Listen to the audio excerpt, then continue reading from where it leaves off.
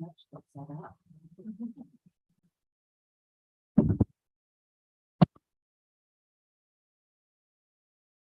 It's nice to have this for you guys to look at.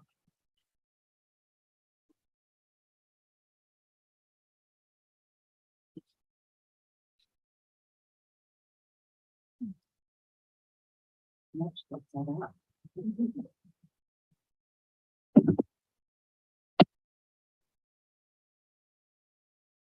It's nice to have this for you guys to look at. Good morning.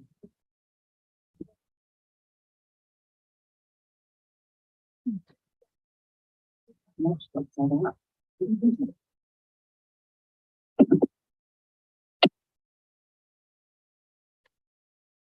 It's nice to have this for you guys to look at.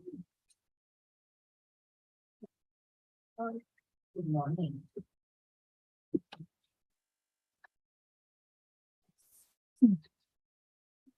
Let's look that up.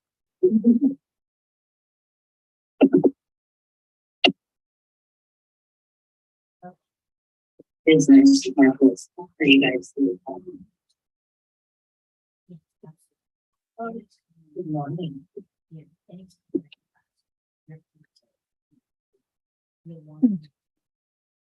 Let's look that up.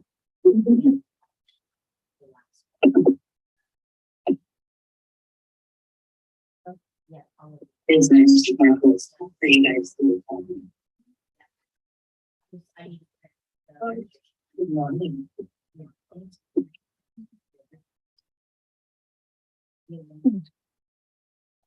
Let's look that up.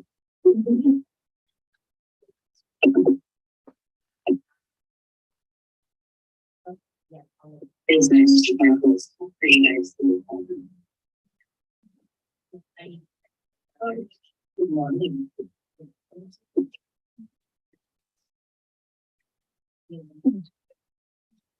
Let's look that up.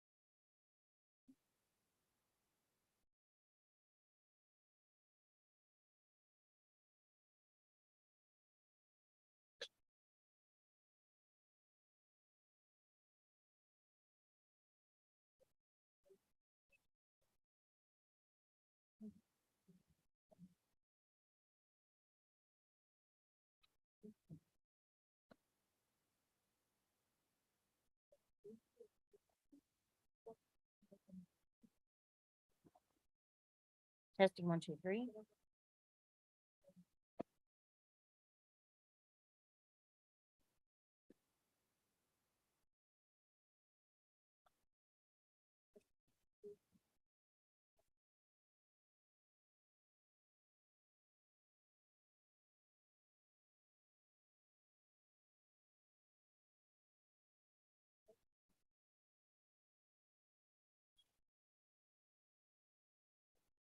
Good morning.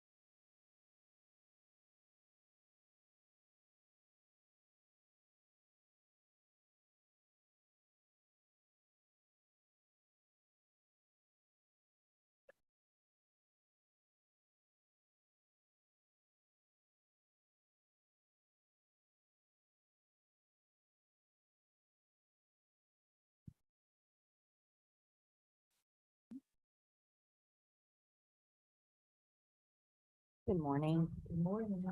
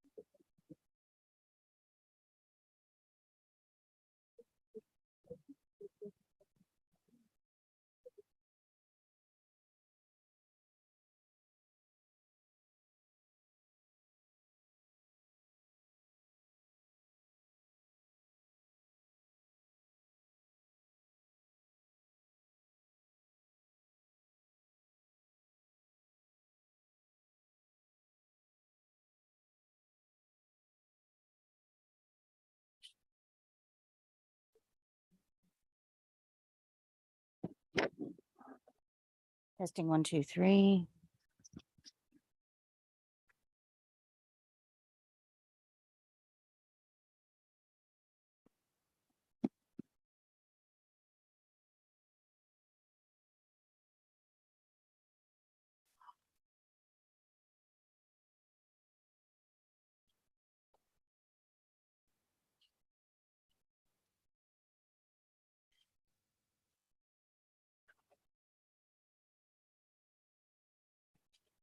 Okay.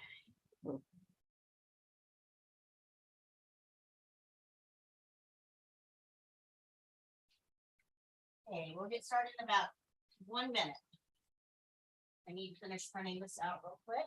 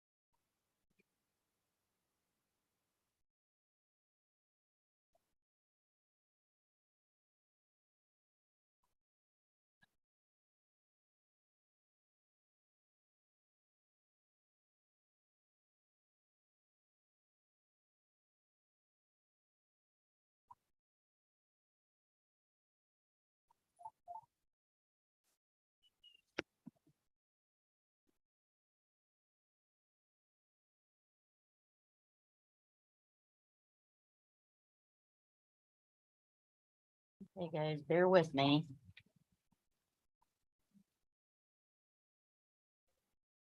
There we go. Now I've got camera.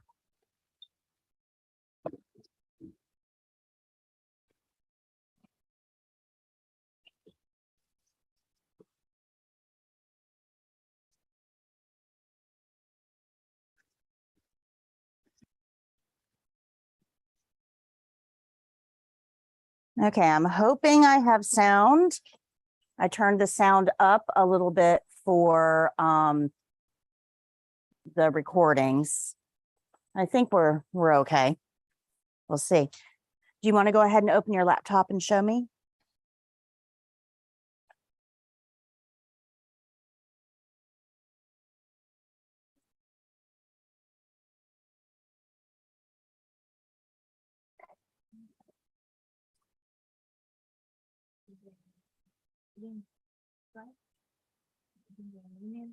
You don't, yeah, you don't need to go to the email. You don't need to click the link each time. Go to courses, COURSES. Yep, just click right there.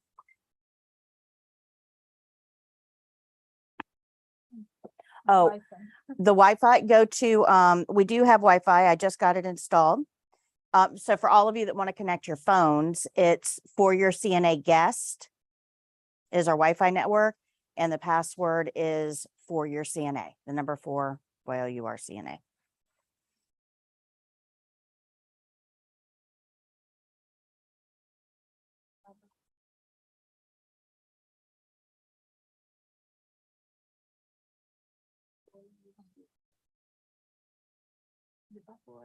Number 4, YOUR CNA. Yep.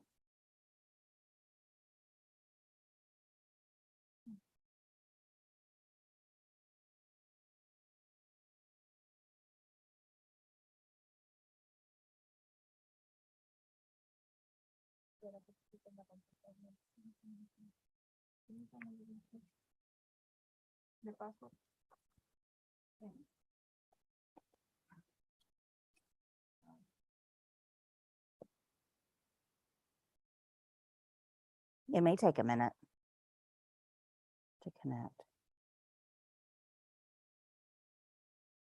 There you go. Now it's connecting.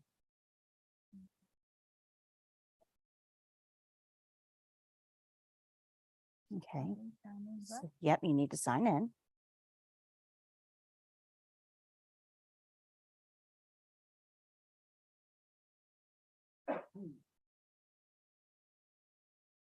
Okay, those of you that are joining us online, I'll be with you in just a few minutes. Okay. Yep, click. No, go up, go up. Click on her.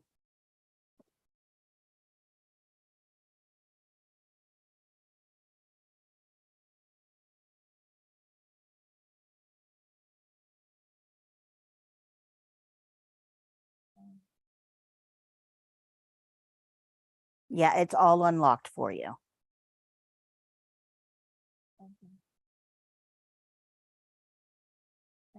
You're welcome.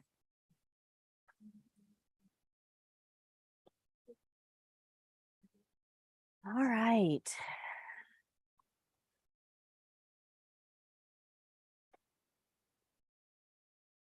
So we have a lot of stuff to go over today. It's going to be a very, very busy day. But before we get started, were you guys able to do your homework? Okay, if you didn't, just say pass when I call your name. If you did the reading, this would have been chapter 4, and you took the test. When I call your name, just tell me how many you missed. So Sandy, thank you. Chloe, okay. Melissa, okay. Denisely, 1, thank you. Amanda, thank you. Dawn, Whitney, Caitlin, Karen, thank you. And Valerie. Okay. All right. So over the week, because you guys have got a couple extra days, before Monday, you'll want to read chapters 5 and 6. Chapter 5 is on dementia. Pay attention to that chapter. It's very important. A lot of your patients will have dementia of some form. It's a rapidly increasing diagnosis. So, and it takes a little bit of extra care to work with patients with dementia. So you really need to pay attention to chapter 5. Chapter 6 is on skills, and we're covering that in class. Now, there's going to be some discrepancy between the Blue Book skills and what we do. If there's a discrepancy, listen to me. Because I'm teaching you, the Blue Book is very generic. It works for all states. It's not overly specific where mine is. Okay. So kind of keep that in mind. All right. So I want to talk to you. The first skill that we're going to learn today is side lying position. But I want to talk to you a little bit about side rails, because this is a topic that a lot of people have some misconceptions on. The first thing that you need to understand is that side rails require a doctor's order because they're a restraint. You can't just go into somebody's room and decide, hey, you look unsafe, I'm going to use some side rails. You can't do that. And there's a very, very good reason for that. So let me give you some on-screen graphics to illustrate this. We all know what this is, right? What is it? It's a crib. Who do we put in there? Why? So they don't fall. Safe, right? We put them in cribs to keep them safe. Really what we're doing is putting them in cribs so that we aren't holding them. Okay, where's the safest place for them, right? In your arms. You're putting them here so that they can't escape. I mean, that's really what's happening here. You don't want them roaming the house. They're going to get into trouble. That is what your mindset is. And I need you to remember that. Okay? You're putting them in there to sleep, but ultimately, you don't want them roaming. You want to keep them safe. To keep a baby safe, you have to keep them confined. Because that, unfortunately, that mentality transfers over when we're talking about ill people. So we have a crib, and the crib is for babies. It would be absolutely absurd to put an adult in a crib. That just doesn't look right, does it? My daughter did it, but that's just because she was a young mom. She went into the crib right along with her daughter. Okay. But no one put her there. No. Right? That would be pretty ridiculous. Weird, very weird, right? Cribs are for babies. So we need to understand how we think about this, because this is exactly the same thing as this. You won't have my stroke, they forced my bed rails up because I was a fall risk. Okay. So let's talk about that, okay? And side rails are used for safety. That is the reason that we use them, okay? If you ask any nurse, they're going to say, oh, we use side rails for safety. But if you have somebody who is a fall risk, that means that they really shouldn't be roaming by themselves, just like that baby. Fall risk. A lot of times we think, well, if we put the side rails up, that will remind you not to get out of bed without help. It's a reminder. But the problem is that you are an adult. You are not a baby. You, once you became an adult, gained the ability of self-determination. You get to decide what time you're going to go to bed at night. You get to decide what time you're going to get up. You get to decide how long you're going to sit on the couch. You decide what you are going to do with your body. Now, let's say we have a patient in a bed with side rails up because they're a fall risk, and we want to remind them, don't get up. Wait until you have some help. We don't want you to fall. And at some point, that person is going to have to go to the bathroom. And they're going to hit the call light, and nobody comes. And nobody comes. And nobody comes. Now, that adult person who has had self-determination since they were 18 years old is not going to wet the bed. They're going to get up. But what did we do here? We gave them an obstacle to climb over. So does that side rail really help with safety? No. Now, let's take it one step further. If you've got a weak patient, somebody who's unsteady, and we put them in a bed with side rails up for their safety, because we don't want them roaming the halls where they might fall, right? Is that doing anything to improve their strength, mobility, or endurance? In fact, it's doing just the opposite. When you put somebody in bed and put the side rails up to confine them there, you are making them weaker. And you can, especially in the elderly, take somebody who had mobility and make them completely bed bound within 5 days. That is an awful lot of power, because they're not going to bounce back like you or I. When those muscles degrade, when they atrophy from lack of use, when they grow weaker, it takes you time to rebuild. But you've got youth on your side. The elderly may not be able to rebound from that. So by putting somebody in bed and putting the side rails up, we've given them an obstacle, which could cause further injury, and we have created a situation where they're going to become weaker and more dependent. Not might, they will. So what exactly are those side rails doing? Are they doing what you thought they were? This is why side rails require a doctor's order. A CNA cannot walk in and say, hey, you look weak. I don't want you going to the bathroom on your own. I'm going to put your side rails up. That is not a decision you are allowed to make. A nurse cannot go in and say, hey, you look weak. I don't want you walking without assistance. I'm going to put the side rails up.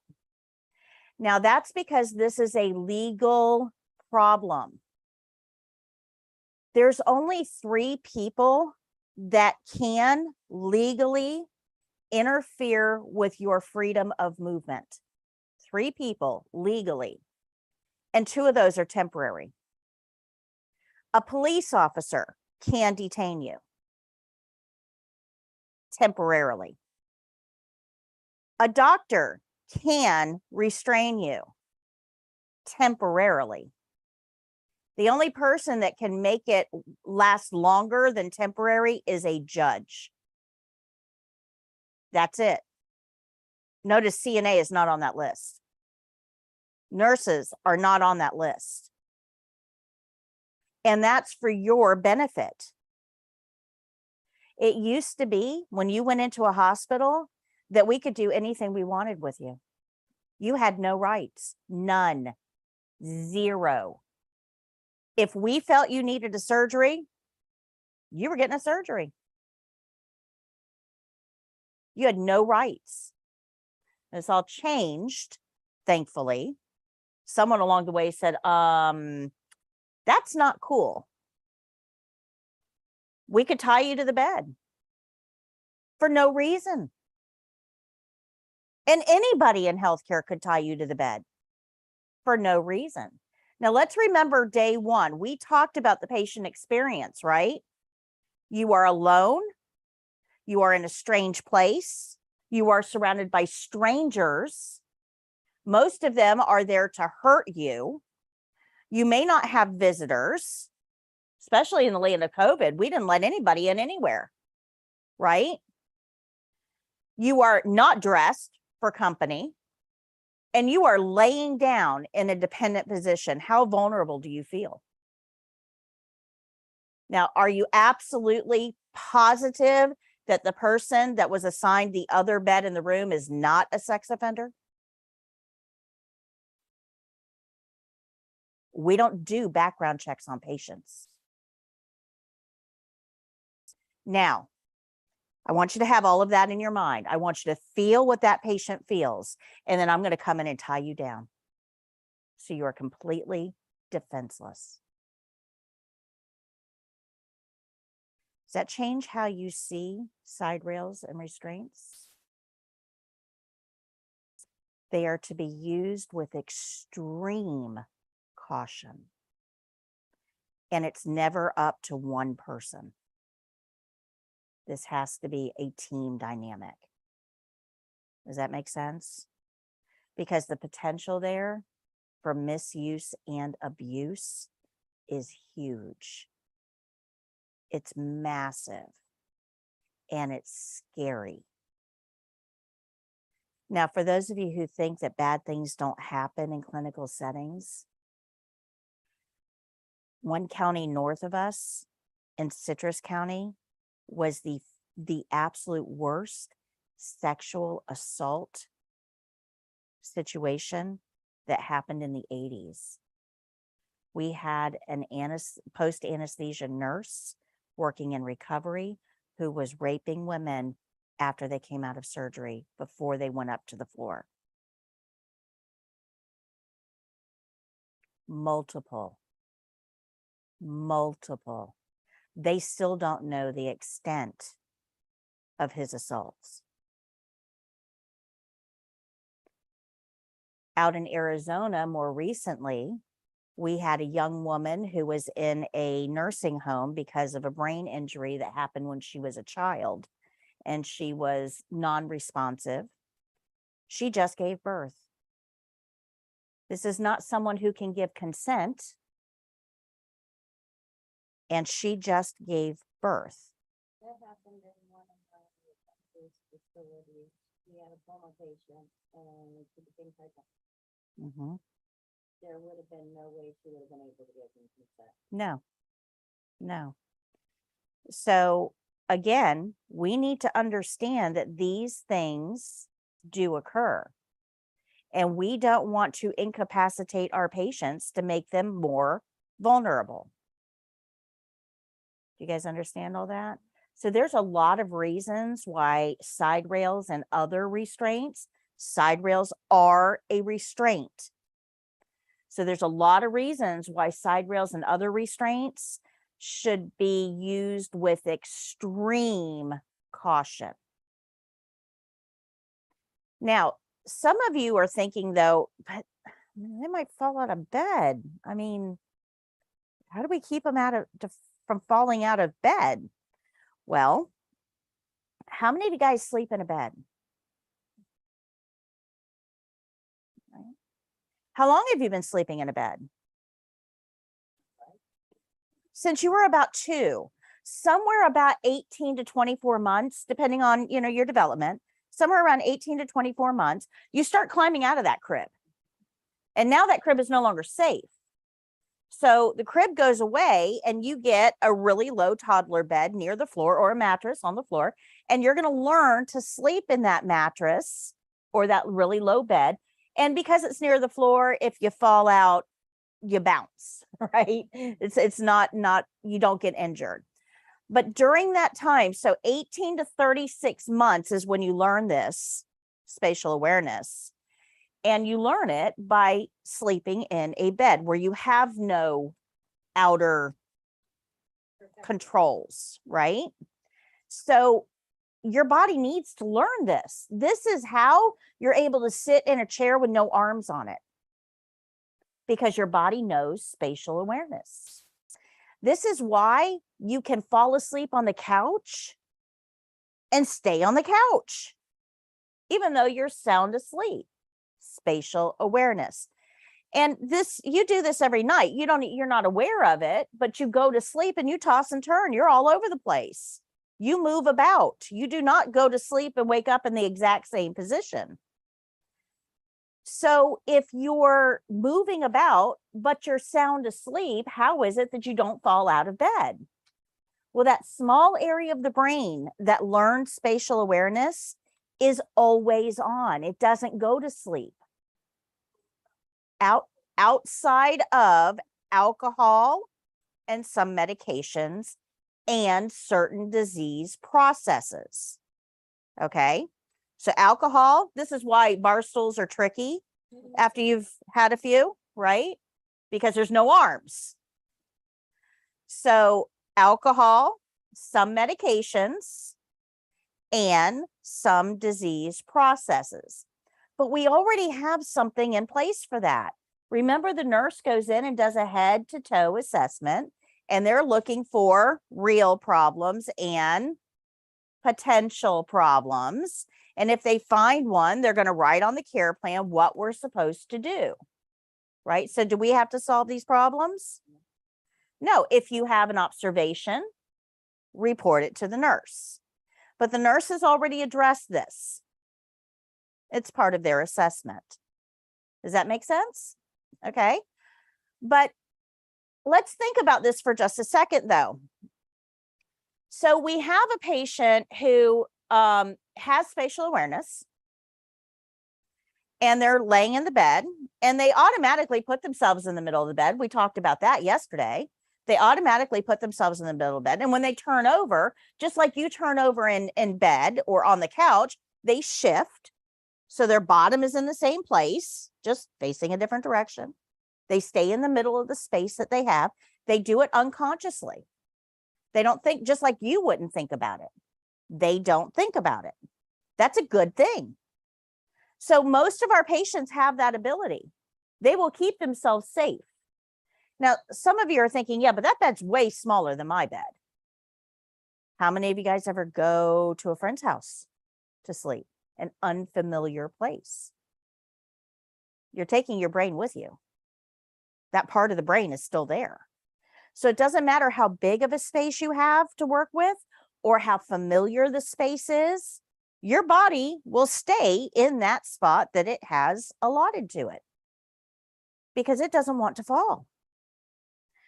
But if we have some problem with that part of our brain, medication, disease process, we're not serving alcohol, so that's usually not an issue. Then there's some things that we can do outside of side rails.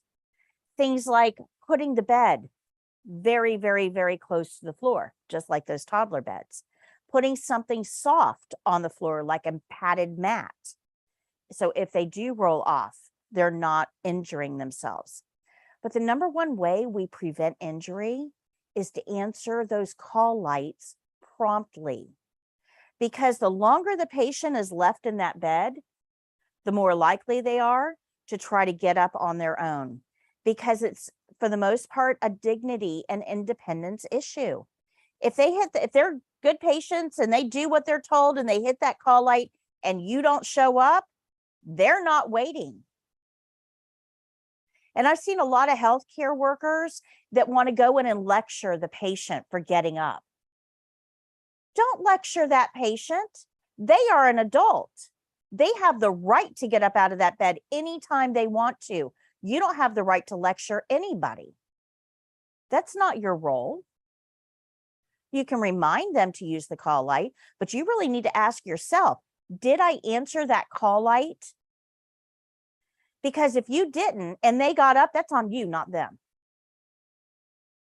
If they're not using the call light, you need to remind them.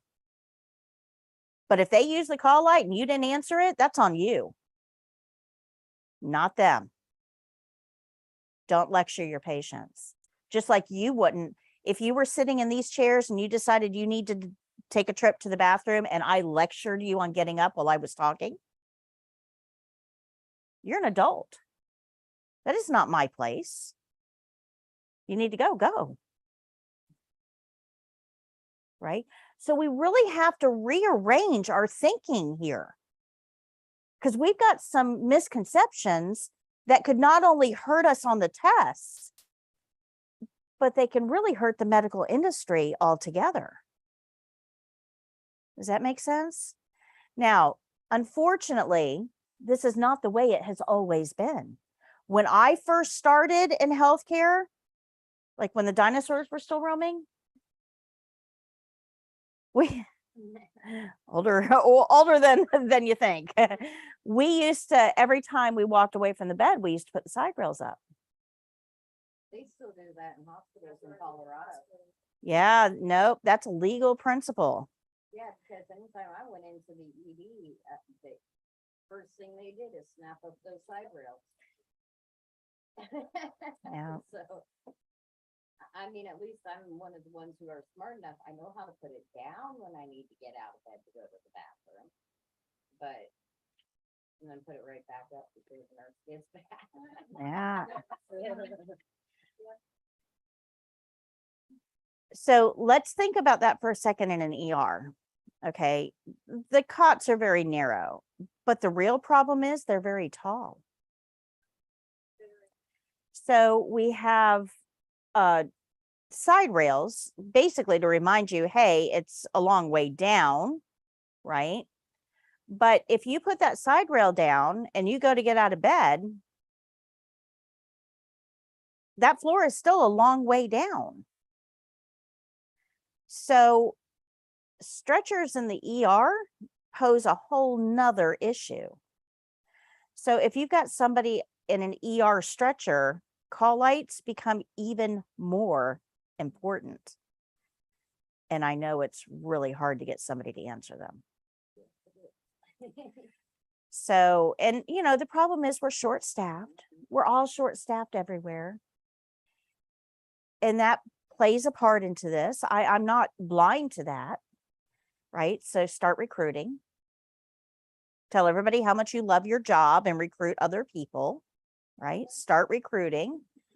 But, you know, I'm teaching you what you need to know, but I do understand that that's not the way things are always done out there. And you'll notice throughout the program, a lot of the things that I've said aren't things that are done out there. But I need you to understand why I'm teaching you the way I am. There's a reason behind it. And that reason could really be detrimental to your patient if you're not following the rules. Does that make sense? Okay, the real problem here is that side rails like this, these side rails on the screen, they kill about 200 people a year. Because if you're trying to get through that, people will go over it and that's a further way to fall. But most likely they get body parts stuck underneath when they're trying to wiggle out or around. It's sad. So we've got to take that into consideration. Side rails, if you have a doctor's order, we're going to use them, but they need extra care. We really need to be checking on these patients. We need to be answering those call lights quickly. We need to make sure that they have an opportunity to walk around if they're able to, so that we don't get that muscle degradation or atrophy. So there's a lot of care that has to go into this. We used to just park you in bed, put the side rails up, and leave you there until you were discharged. We didn't want people roaming. But that's not good for the patients. General rule of thumb, for every day that you're in the hospital, it's 3 days of recovery. For every day that you're in the hospital, it's 3 days of recovery. If you're over 70, double it. I had a sponsor who used to tell me, I had a foot thing, I was in the hospital for a few weeks, and she used to tell me that, recovery is a full-time job, It is. and healing is a full-time job, so if you consider that, yeah. Mhm. That's all the stuff is. It is. Recovery is a full-time job. Absolutely. Absolutely. Remember how much energy your body is expending just burning calories to keep you alive, right? We didn't even talk nutrition. That's just heat, right? And then you've got, you know, a whole lot of work that goes into circulating the blood to get it where it needs to go. And a whole lot of work goes into creating new tissue. And a whole lot of, I mean, when you think about it from an internal perspective, how much work goes into healing, man, it's a wonder that you've got, you know, any brain cells left to even watch TV, right? There's a lot of work going on. So yes, recovery is a full-time job. Absolutely. But in any sort of a convalescent setting, you are not as active as you would be outside.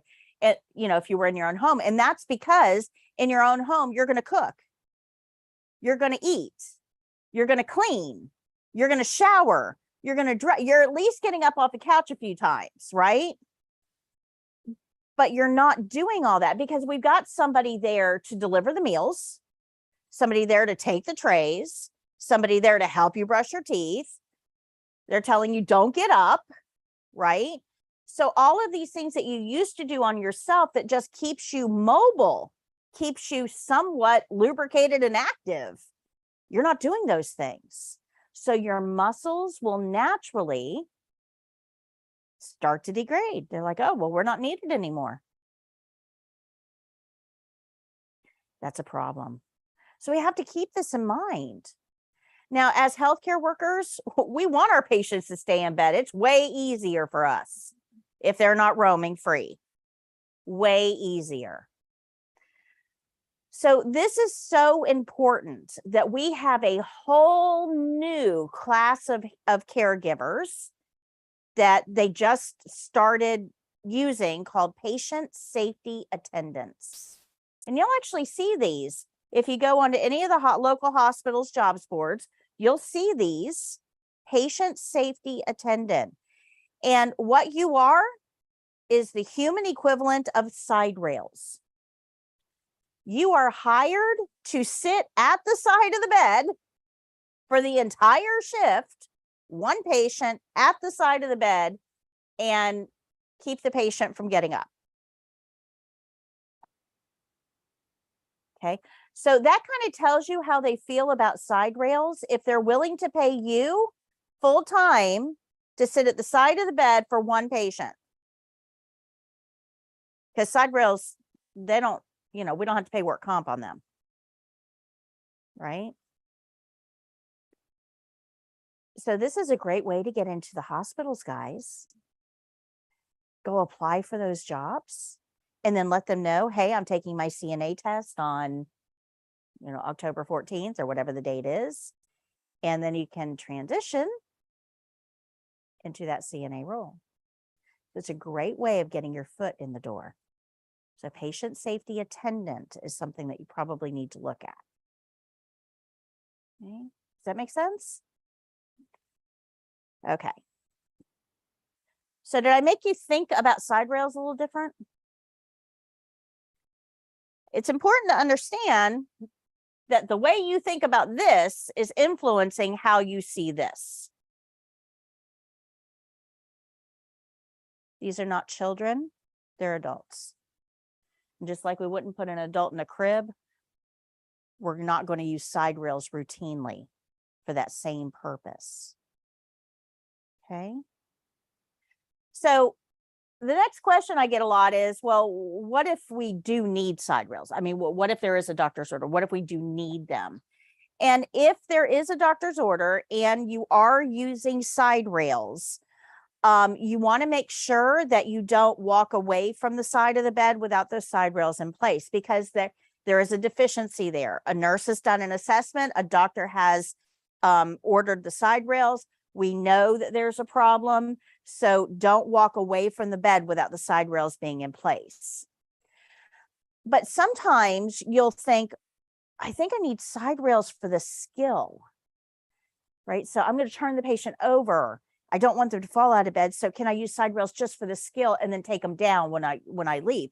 And the answer is no, you can't.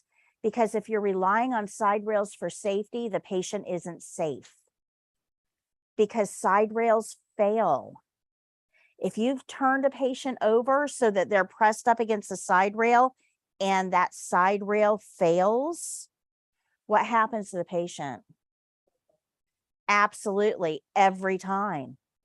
Because you're relying on that mechanical thing for safety, and you have no idea how to inspect it to see if any of the wear points are worn or any of the screws are loose, or you don't know if that side rail is going to be effective.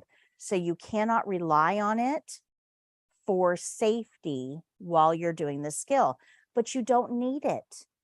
If the patient is safely in the middle of the bed at all times, those side rails shouldn't come into play. Does that make sense? Super important. So if you look on Let's see here, hold on.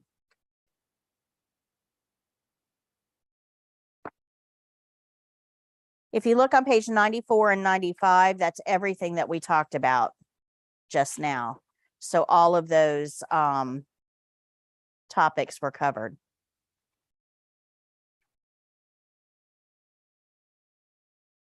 But now I want to talk to you a little bit about immobile patients, because a lot of people put these two topics together.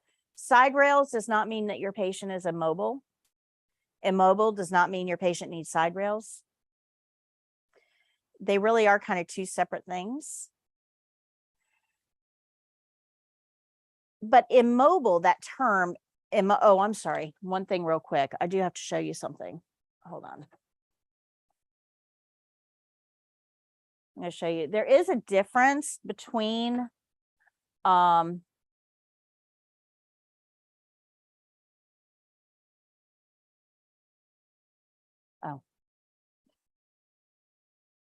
hold on. There is a difference between the side rails that you see on that bed. That's a long-term care bed that you see up on the screen. So the side rails, they extend the whole length of the bed.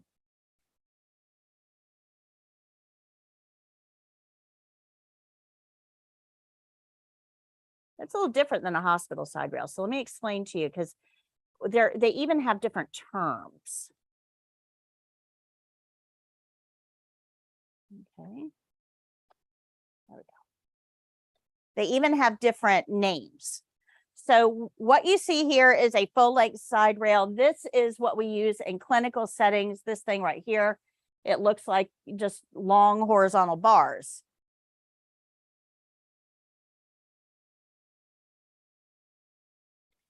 But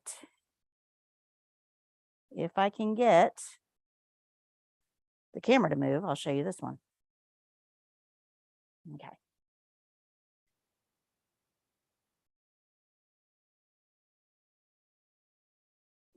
So this bed is a hospital type bed. And the hospital type beds have side rails that are a little bit different. They're not long horizontal bars that go the whole length. You've got a top bar, and then you have a bottom bar, and they're separate. Okay, so you can put one up and leave the other down.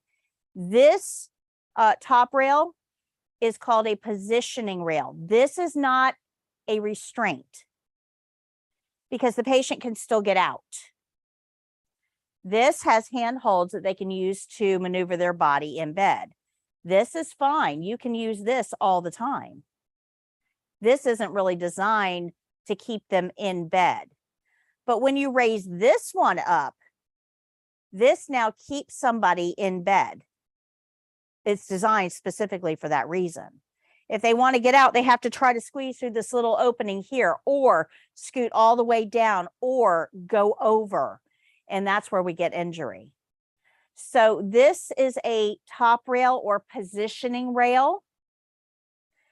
This bottom one is the side rail or the restraint.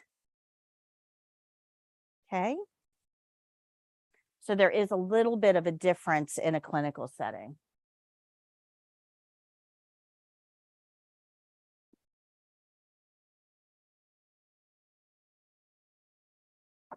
Okay.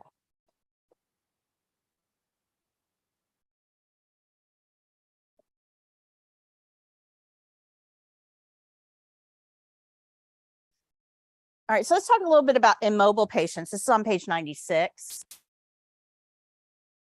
Immobile means unable to move on their own for whatever reason. Maybe it's because they had a stroke. Maybe they have advanced dementia. Maybe they had an accident where, you know, they severed their spinal cord. There's a million reasons why somebody may be immobile. But immobile carries some very specific risks with it. And so as I'm talking, I want to illustrate something with you.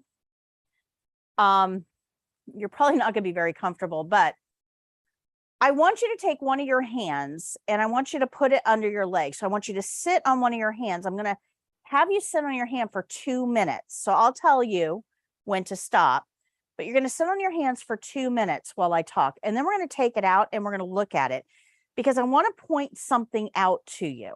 Okay. So when you go to bed at night, like we talked about a few minutes ago, you toss and turn. You're always moving all over the place. And that's because of circulation. Because your body, gravity on planet Earth is always pulling everything down. Like everything's trying to go to the center of the earth, pulling everything down. So whatever part of your body is in contact with the bed, gravity is pulling on. So that means your whole body weight is compressing that area. So that compresses your muscles, your blood vessels, your skin, and everything gets kind of squished and pancaked. Well, that actually can close off those blood vessels over time, all that weight pressing down. So the skin right there, where all that weight is pressing down, that skin starts to react to the lack of good blood flow. Does that make sense? So that sends a signal to your brain, hey, we need some circulation. And your brain says, okay, let's roll. So you roll over or you stretch or you move or you reposition in some way. And that allows blood flow back to that area. But now we got another area that's going to be compressed. So in 30 or 40 minutes, your brain is going to say, hey, let's roll again so that we can get blood to that area. So does that make sense? This is why you're constantly moving. This is why you're sitting in your chair fidgeting. You don't come in and sit down in that chair and stay perfectly still throughout this entire class period. You fidget. And the reason that you fidget is for circulation. It's also to help flush out lactic acid from there's a lot of reasons you fidget, but circulation really is the main one. Does that kind of make sense? All right, so now I want you to think about what would happen if we had that compression, that weight pressing down on a surface for a long time. If you had a circulation problem in that area, if the weight is pressing down for a long time, that skin is going to be affected. So now take your hand out real quick and look at it. Do you have color changes?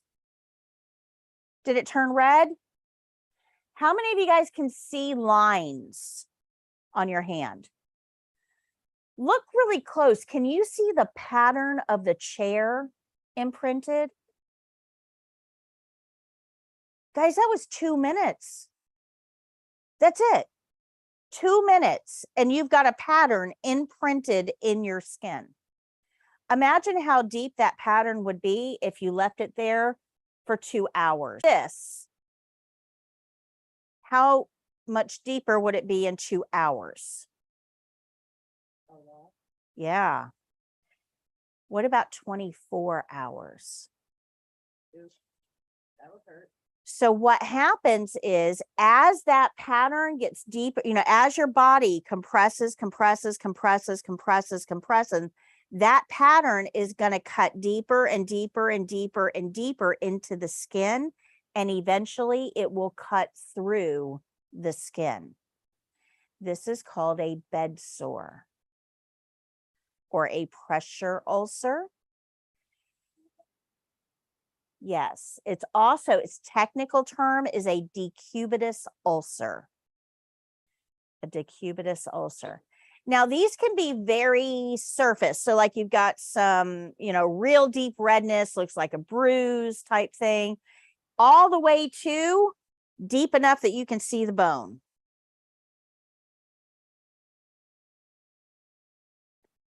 They're very hard to heal. And they're insanely painful. And the worst part is they can be prevented. Because just like you wanted to pull your hand out before I told you to, your patient needs to be turned because they're going to feel that discomfort. Does that make sense? So normally we do this on our own. This is why you fidget. This is why you roll. This is why you turn. This is why you get up. This is why I give you a break, right? You're replenishing that circulation, that area of circulation. But if your patient can't do that on their own, then we have to do it for them. Generally speaking, if somebody is immobile, we're going to turn and reposition them every 2 hours around the clock. Every 2 hours around the clock. So we start out on their back and then we turn them to their right side. 2 hours later, back to their back. 2 hours later, left side. 2 hours later, back to their back. 2 hours later, right side. Back, left, back, right, back, left, back, right. Notice I never said stomach. This is because if somebody is immobile, they may not have the muscle strength or the nerve innervation to lift themselves off of their chest cavity to inflate their lungs. And they could suffocate just from their body weight pressing down on their lungs. So unless the care plan specifically tells you to position them on their stomach, it's backside, backside, backside. Good? Does that make sense? Now, patients with COVID, we found out pretty interestingly, they actually did better if we put them in a prone position. So on their chest or, side lying, but, kind of a little bit more over to their chest. It, for whatever reason, seemed to help the oxygenation. Now, I'm not real sure why. I'm sure that they're doing studies on it, but again, we're not going to do that unless the care plan very specifically tells us to. I know when my bronchitis kicks up, I feel a lot better on my chest. Okay. And you would think if you're coughing and hacking up a lung with bronchitis, it would be uncomfortable, but it's actually more comfortable and easier to breathe when you're on your chest. It may have to do with fluid dynamics and mucus distribution. Usually when people have difficulty breathing, we sit them up. So it may have to do with fluid dynamics. Okay. Possibly. So do you guys understand a little bit about how pressure sores form and why it's important that somebody is turned and repositioned if they're unable to do it themselves? This is a really critical piece of this. You're going to have a lot of questions on the state exam about caring for immobile patients and turning and repositioning. It's a critical concept. Primarily because pressure sores can be prevented. We have to do a good job with it. And a lot of CNAs don't understand why they have to turn a patient. They just think it's busy work, so they don't do it. And then we have problems. So you will have some test questions on this. But if you've got an immobile patient, there's more than just turning, because if they're immobile, they're not getting up and going to the bathroom. They're probably incontinent. We don't put catheters in patients just because they're incontinent. We just clean them up. We're going to get to that next week. We just clean them up. But you also probably want to do oral care frequently, because if they're immobile, they may have, they're not going to be able to brush their own teeth, and they may have some secretions in there, or they may even be breathing through their mouth, which dries the membranes out. So patients that are immobile are going to require a whole lot of care, a whole lot. So we have to keep that in mind. And this kind of goes into staffing. I just talked about this on a live Thursday session a couple weeks ago. A lot of people ask, well, how many patients is a CNA going to take care of? And the answer to that is, well, it depends. What does your patient need? What setting are you in? What shift are you working? Because day shift, 2 meals, doctors, all kinds of stuff going on, whole lot busier. Night shift, they're sleeping, you can take care of more patients. So your shift, the type of patient, your work environment, All of that is going to play into your staffing. Now, the problem is that patients change as well. Some are going to get a little better, some are going to get a little worse. So staffing it's very dynamic, it's very fluid. It's not, well, every CNA can take care of 10 patients. If I gave you 10 patients and we're all able to walk to the dining room on their own, you just had to remind them. They could brush their teeth, you just had to squeeze the toothpaste. They're able to get dressed themselves, you just had to tie their shoes, right? And then I give you 10 patients that are all total care. Patients. But there's no way that you can take care of absolutely everything. Turn a reposition, incontinent care, change their bed, feed them all, right? There's a ton of work there. There's no way that you can handle 10 full total care patients when you get to sit around and play Uno. So staffing is very, very complex, and it's difficult to develop legal frameworks. Now, they have legal frameworks at a higher level from the state statutes, that kind of indicate how many staff the nursing homes have to have on hand to make sure that, they aren't overusing you. But as far as dividing up very specific patients, they leave that up to the staff on hand, the nurses, to try to figure it out, because you may have 3 patients, but they're all like really, really heavy patients. You may have 16, but they're all like really, really easy, So in that case, I may give 5 of yours to her and you take 1 of hers. So it evens it out a little bit more. Okay. Does that make sense? Okay. If you have concerns about staffing, you need to be talking to the nurses. But again, you're going to be short-staffed, so recruit. All right. So scoot and roll is a principle that we're going to learn. It's the purple banner on the back wall. You're not going to have side rails in all settings. We know that. And remember, you have to have a doctor's order to use them. If we are going to work on a patient that's in bed, our whole goal is to keep them in the middle of the bed. Now, if they can roll on their own, we're going to ask them, can you roll? Just make sure you're in the middle. Just like I did yesterday, right? But if they can't move on their own, if they're immobile and we have to do the moving of them, then we're going to do it in 2 parts. We're going to scoot their body toward us. So they're laying on their back near the edge of the bed. And then we're going to roll them so that after the roll, they're in the middle of the bed. So we call it scoot and roll. The patient has to be facing away from you. Remember, you never turn a patient toward you, away from you. And the patient needs to be in the middle of the bed at all times. Don't forget that part. So during this skill, we're going to learn how to turn a patient onto their side and use some pillows to keep them there so gravity doesn't pull them back onto their back. So if we're going to do that in the bed over here, we want to make sure that after the turn, they're in the middle of the bed. So if we turn somebody on their side and we get all done, we put the pillows in place, get all done with the skill, and we look over there and they're like really close to the edge of the bed, don't ignore that. Do it again. Undo the pillows, scoot them further towards you, roll them so that they're in the middle of the bed at the end of the skill. Don't ignore it.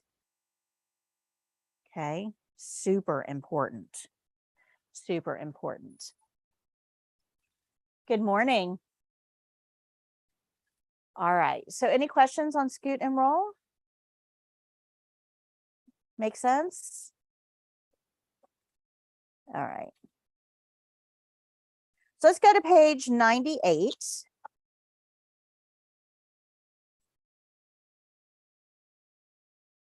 Of your skills book. And this is the skills page.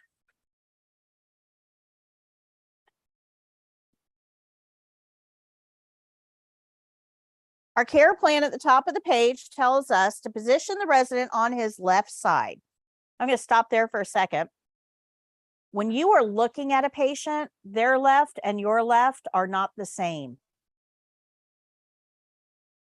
Remember that.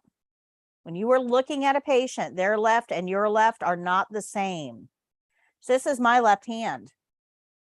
Okay. If I'm looking at that patient, we'll pretend there's a patient in the bed. If I'm looking at that patient in the bed, their left is over there. So if I'm going to turn the patient to the left, not my left, their left. Because if you do this skill and the patient's positioned on the wrong side at the end, you will fail. You will fail. Why would that be important? Why would that fail you?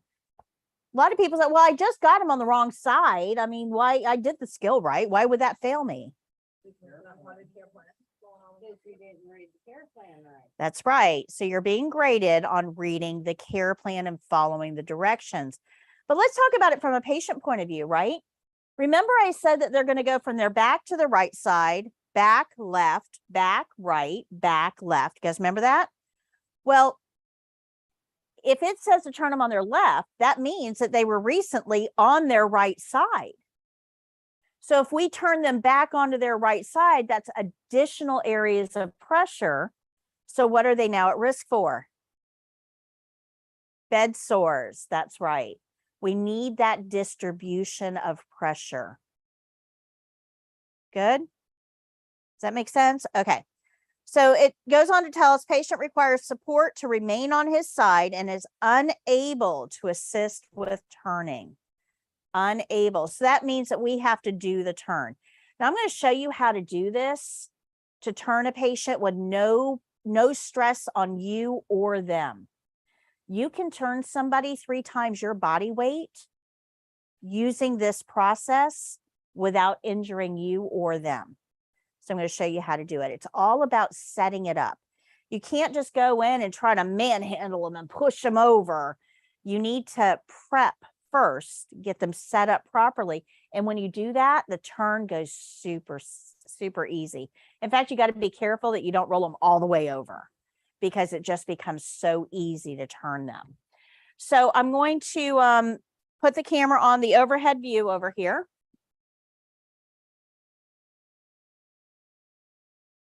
And I'm going to show you, I'm going to need a patient in the bed over there for a second, but let's review the principles really quick because we've got these principles down now. So we know that we're going to follow the skill rules, right? It's care plan, the whole care plan in. We're going to do our opening because we do that before every single skill. Every skill starts with an opening. Every opening starts with a, so we'll do that. We're going to use a barrier on the table. So that's the first thing I'm going to get is the barrier. After I've washed my hands, I need to evaluate if I need gloves. So we'll get to that during the skill. I definitely am going to use a privacy blanket because this patient's going to be uncovered. We're going to scoot and roll because I want them to end in the middle of the bed after the turn, and then we'll do the closing. So you already know all of those things. You already know 90% of this skill. Okay, so all we're going to learn now is like the 10% of the actual turning. Does that make sense? But remember, as you're watching this, you already know all of those steps. So I need a volunteer, somebody to come lay down in the bed.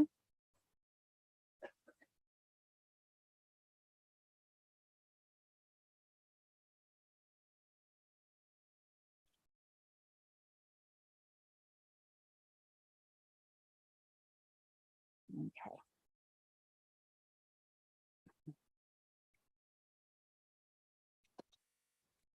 Where did she put herself? Did I tell her to do that? She wasn't even aware she did it. Remember that your patients will automatically default to that. That's just what we do. It's important though, if you notice that maybe they're not positioning themselves in the middle of the bed, or they seem to gravitate that they're too close to the edge, or they're unsteady in some way, you need to relay that to the nurse. right? They need to know, everything you see, you hear, you feel, you smell, everything needs to go to that nurse so that they can make sure that the care plan is the most comprehensive care plan for that patient. Okay. All right, so this is my first skill of the day. That means I have to wash my hands at the beginning of the skill and at the end of the skill. After that skill is over, the evaluators will tell me I can simulate hand washing for the following skills. Don't simulate until they tell you to. Okay.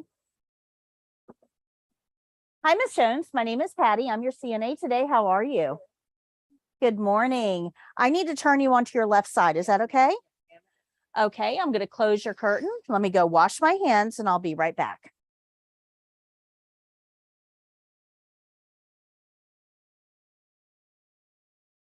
So over here, I'm going to turn the water on, wet my hands, get lots of soap because we're graded on bubbles.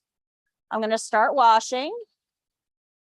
Look at the clock. I'm going to wash the tops of my wrists, the backs of my hands, in between my fingers, in between my thumb and index finger, the bottom of my hand by my pinky, and the palm of my hand. That's 20 seconds. So I'm going to go down each one of my nails with my thumb, circle the nails in the palm of the hand, and then rinse. I don't want to touch the sink or the faucet as I'm rinsing. And then I'm going to tap. This keeps the water confined to the sink. And then I'm going to dry what's clean.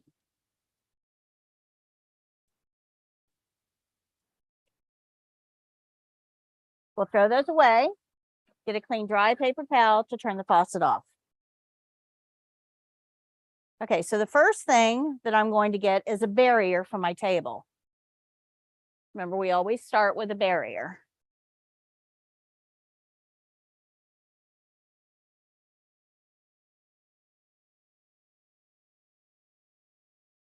Okay, if I wasn't 100% sure which side I needed to turn the patient onto, what could I do? Check the care plan. Now, I know the care plan tells me to turn the patient onto her left side. So that's this side. So she's going to be facing that wall. Where do I need to be? Okay, so I have to, after the turn, I have to be behind her, behind. So that means I'm going to be on this side of the bed. Does that make sense? Okay. So I'm going to get my pillows. I need 3. And I don't want them to touch my uniform. So when I get the pillows, I'm going to hold them out away from me. And I need a privacy blanket. All right, Miss Jones. Time out real quick. I need them there so you guys can see the overhead view, but can you guys see? You can stand up and come closer if you need to. This patient, this one right here. What's your name again? Soraya. She is fully clothed. And she is holding on to all of her own body fluids like a champ. I am not going to come near any body fluids, personal skin, or intact, non-intact skin. So do I need gloves for this patient right now?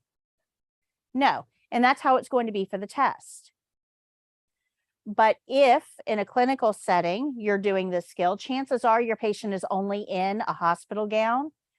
You're going to be near exposed buttocks, possibly incontinence. Do you need gloves? Do you guys understand the difference there? Okay. So we're going to take this blanket and spread it out, covering the patient. And I'm going to pull the sheet down just to get it out of my way. We're not going to take it off of the bed, but I need to get a pillow between her legs after I turn her. I've got to be able to maneuver her a little bit. So if that sheet is there, it's just going to be in my way. Now, you could do this with the sheet in place. If you didn't want to use a privacy blanket, you could, but it's going to be harder because that sheet is kind of trapping their legs. Okay. So now I'm going to get her ready to turn.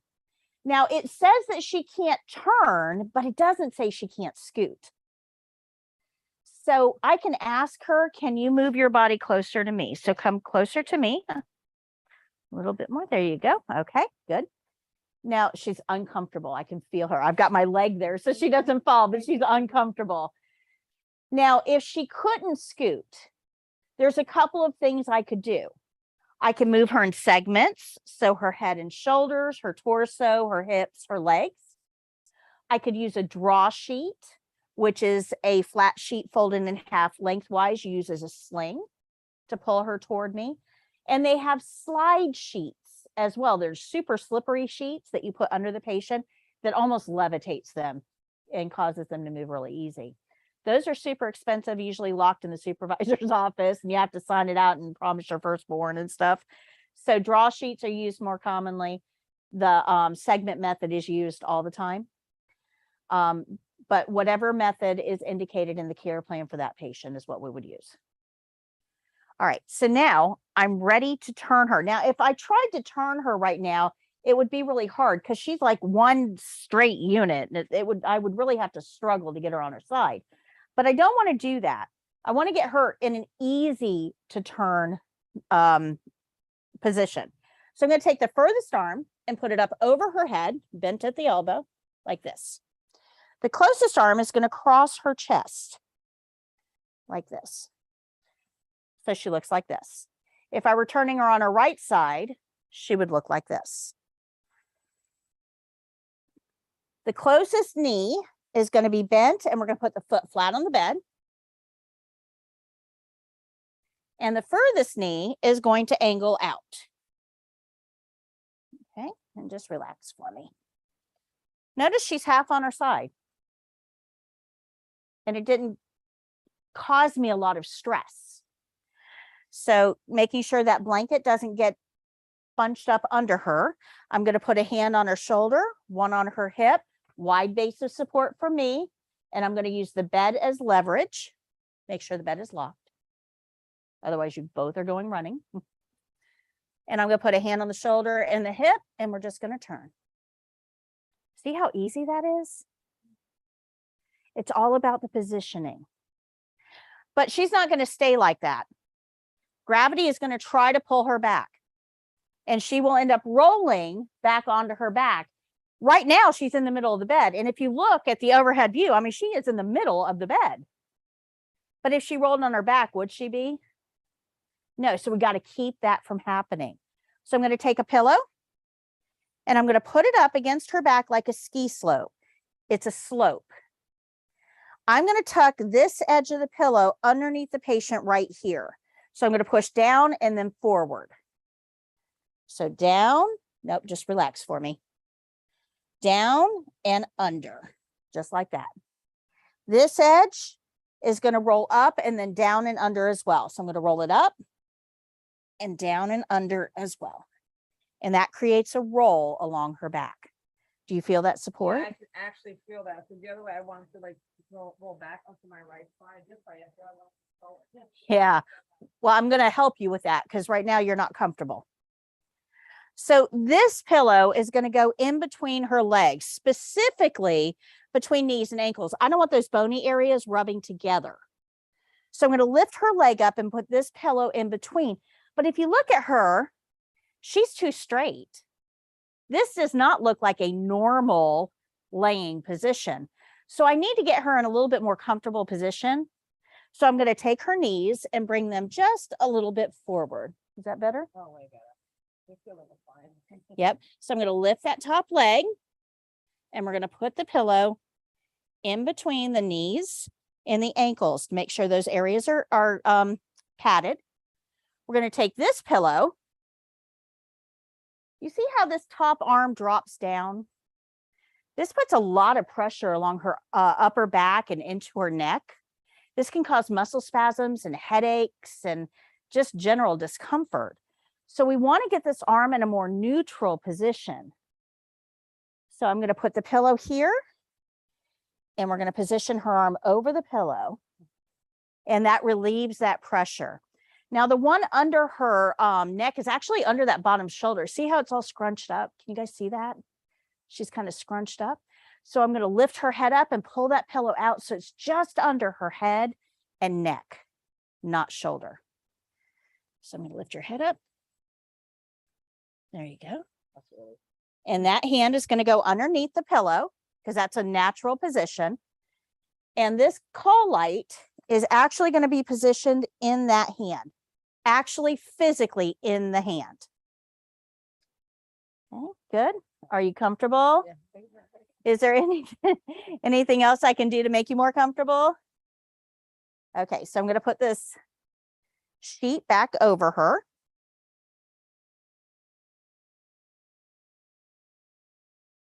And remember, you want to make the patient look good.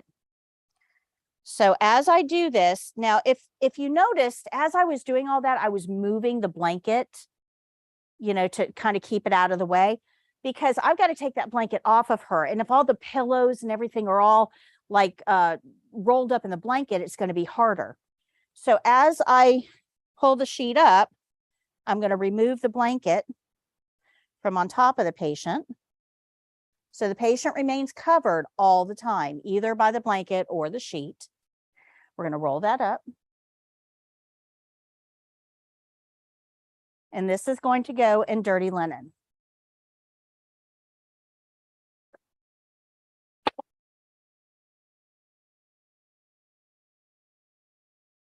Okay. Is there anything else I can get for you while I'm here? No, thank you. Would you like a magazine, which doesn't make any sense, but we're still going to offer? No, thank you. All right, let me open the curtain. You have the call light. I want you to stop for a second. Is my environment clean? What did I forget? Okay, so you always need to look, don't just like say it in your brain, always look around. Is the environment clean? So we're going to take this away and we're going to throw it away.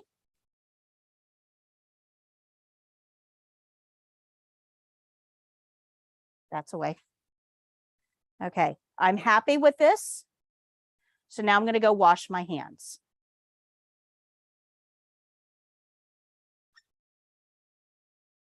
So I'm going to wet, get some soap, and look at the clock. We're going to rub the tops of the wrists, the backs of the hands, in between the fingers, in between the thumb and index finger, the palm of the hand, the bottom of the hand by the pinky. And that is 20 seconds. We're going to move down to our nails. Circle the nails on the palm of our hand, and then rinse. Don't go anywhere. We're going to tap. Dry what's clean.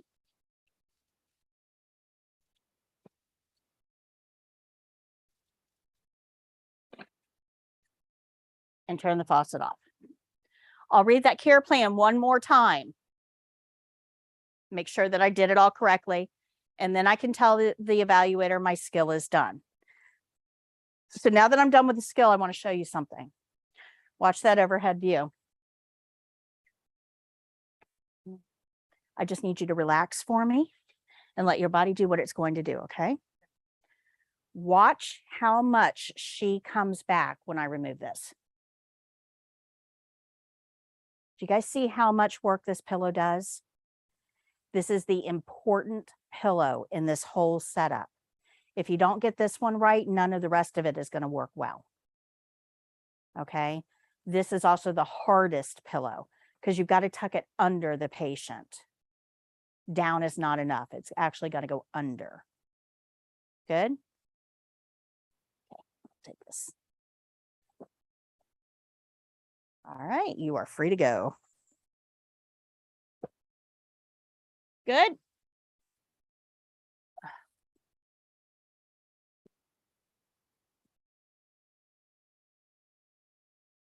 I really like having the overhead camera. And you'll see that You can see that view in the production videos, our actual skills videos. But that one I like doing live because I remove that pillow so you can see how much work it does. So any questions on that? Side lying position? Are you noticing that you already know like 90% of it? Right. Right, turning her and putting the pillows, yeah. Everything else is just repetition.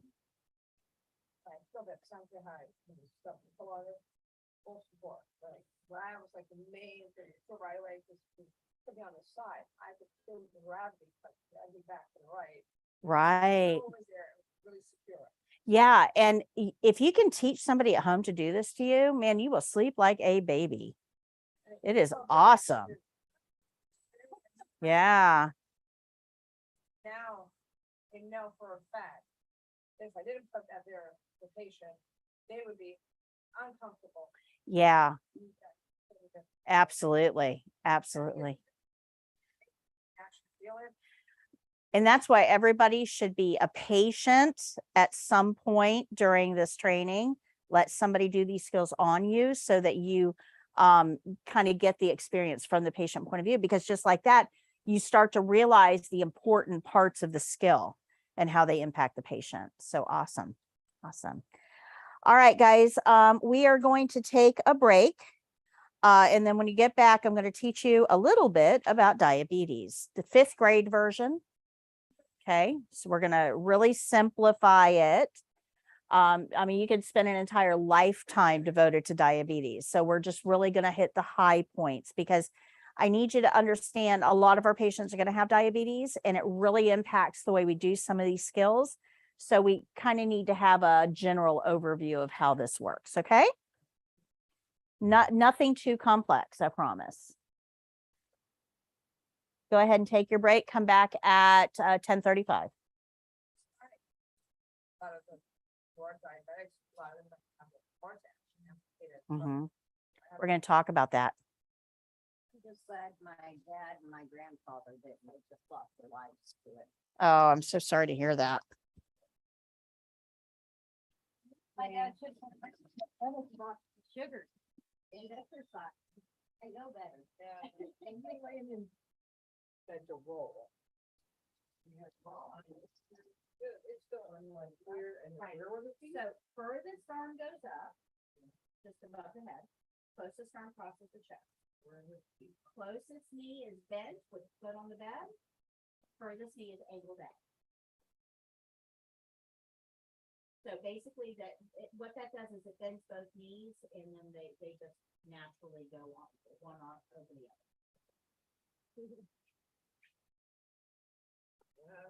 I never really so much felt it. Yeah. I'm really big difference. Yeah, it's like, I almost think she's probably. And like she said, it's true how the arm and goes across here. You can actually, when it lets you push, you put the pillow, you can feel the pull from here going down here in the center. Imagine an older person, and that would be it. Just feel like, yeah. Just like the pillow behind your back. Oh, no, you're fine. No, it's fine. It's trying so hard. I know. I was, what, so I was like playing something. You know what I mean? We were working full time, and school was like not fun, but not a big deal. This was just like for real. Yeah. Even just 2 days a week. But I know it's all the end game is good. Yeah. The hurricane just played into it. We're just staying so late. I ended this morning to go get an extra propane tank. Now, a friend of mine, they're in, I don't know, county line, but they're in a mobile home, so they gotta be careful. So I have propane, but it's been there for a while. I don't know how much. Let me go get one extra one. So, you know, when you wake up and have that instinct, I go, most of the registers, someone's wrong with Walmart today. This place, you're not taking on cash. Something's on the doors and stuff. They're saying they're just doing a card. That's the problem. Yeah, so I had.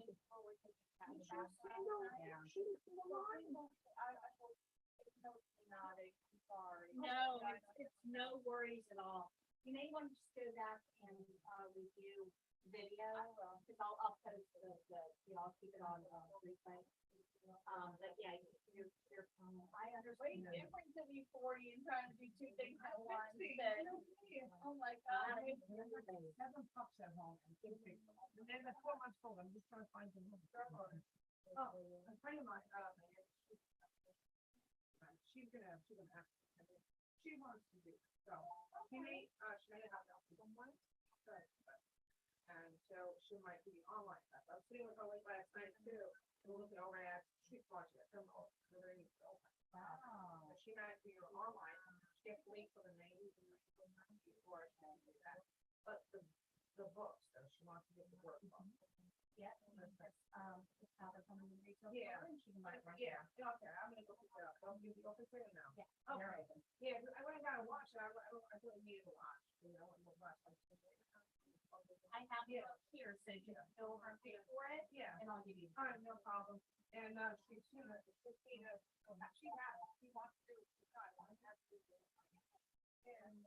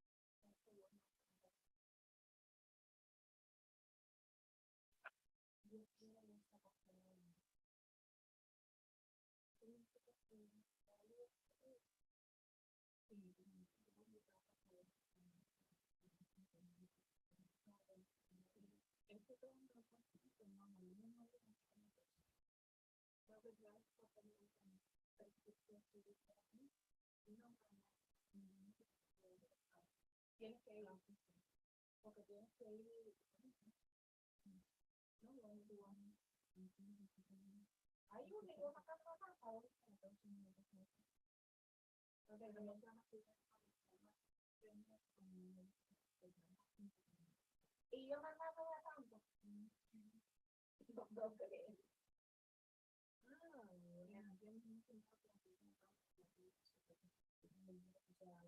Mira, yo fui ahora hace poquito porque me estaban pidiendo muchísimas recomendaciones.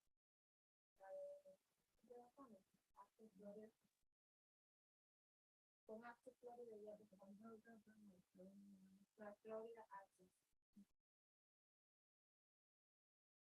Ahí ya te va a decir,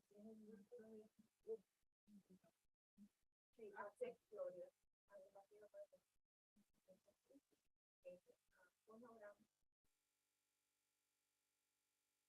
aquí pueden entrar.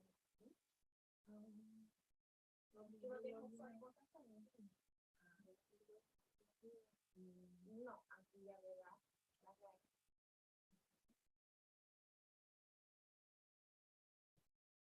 Y ahora viene que poner tu si ya lo tienes guardado. ¿Tú no le has guardado? Sí, pero ahí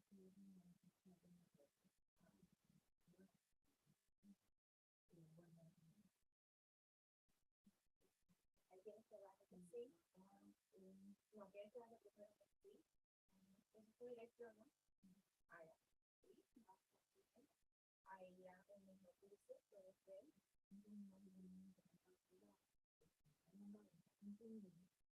Ahí viene que uno es el 6 de noviembre de abajo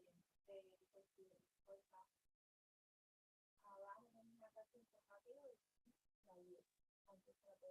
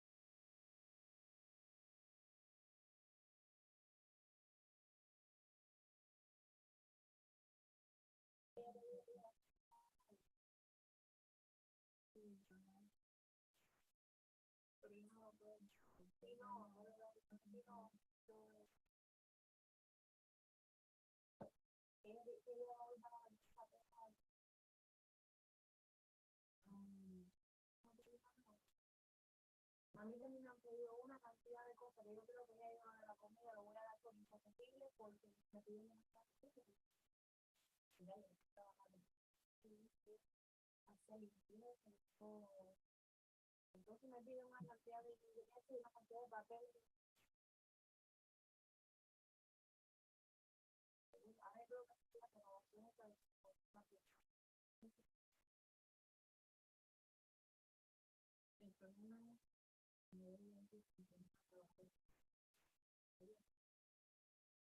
ahora no sé.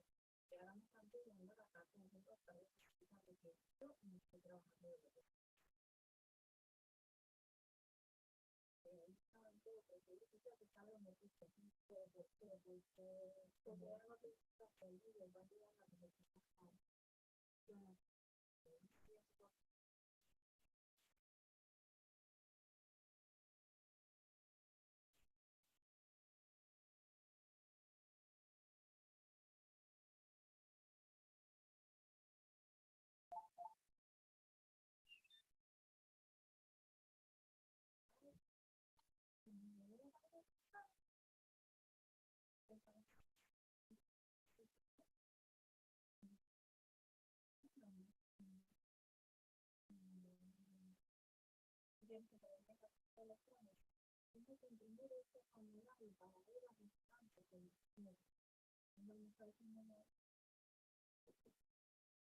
Y lo quieren mantenerse y ahora que estoy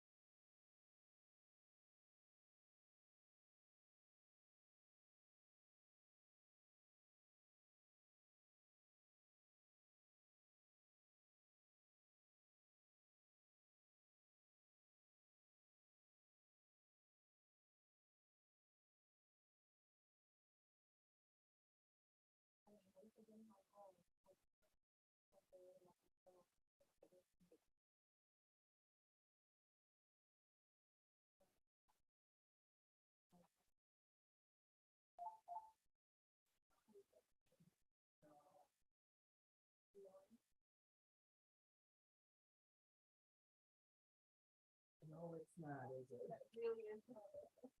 It was a lot easier when I was not ready to go the whole time I worked full time.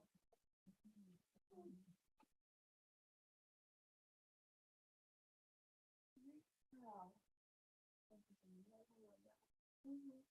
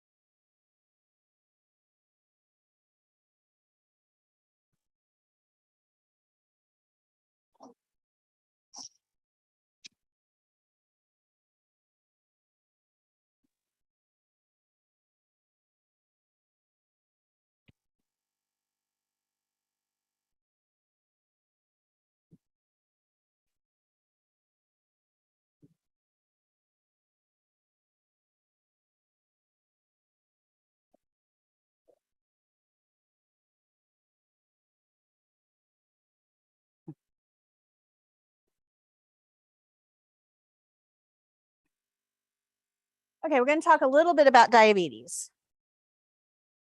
So we've all heard the term. I mean, most of us are familiar that diabetes is a disease, and we know it has something to do with blood sugar.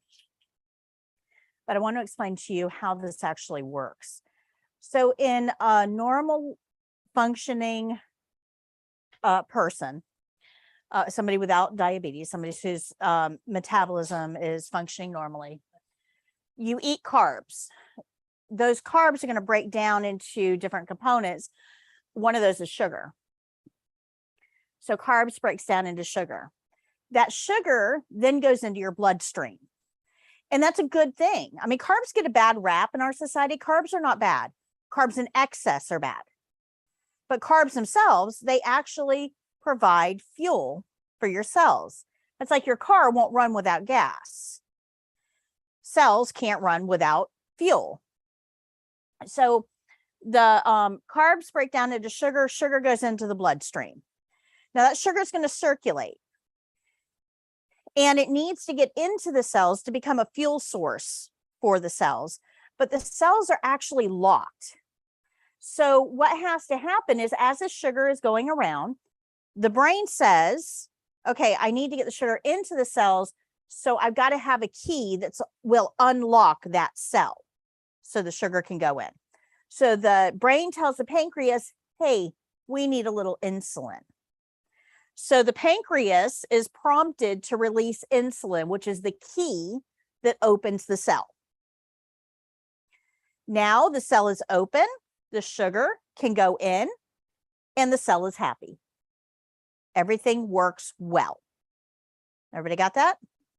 So this is just the basic system for fueling our cells. The problem is that when we have diabetes, the part that's broken is the key. So we eat carbs, it breaks down into sugar. Sugar goes into the bloodstream. Brain says, hey, we need some keys. Pancreas says, nope. So now that sugar is in the bloodstream, still in the bloodstream, still in the bloodstream, in the bloodstream, because sugar can't be excreted. It just circulates round and round and round and round and round and round and round. We can't really do much with it. Now, over time, we can pack some of it away for the future. So the body will put it into some storage units that we call fat cells. It packs it up in a box called glycogen, puts it into the fat cells, and now those are stored for later. So if we have a chance, we can unpack it and use it if we ever run low of sugar in the blood.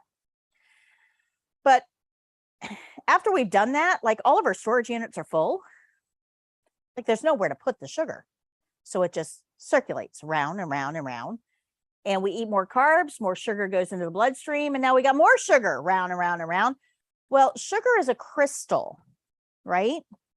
So if you think about it just as a visual, right? Sugar is a crystal.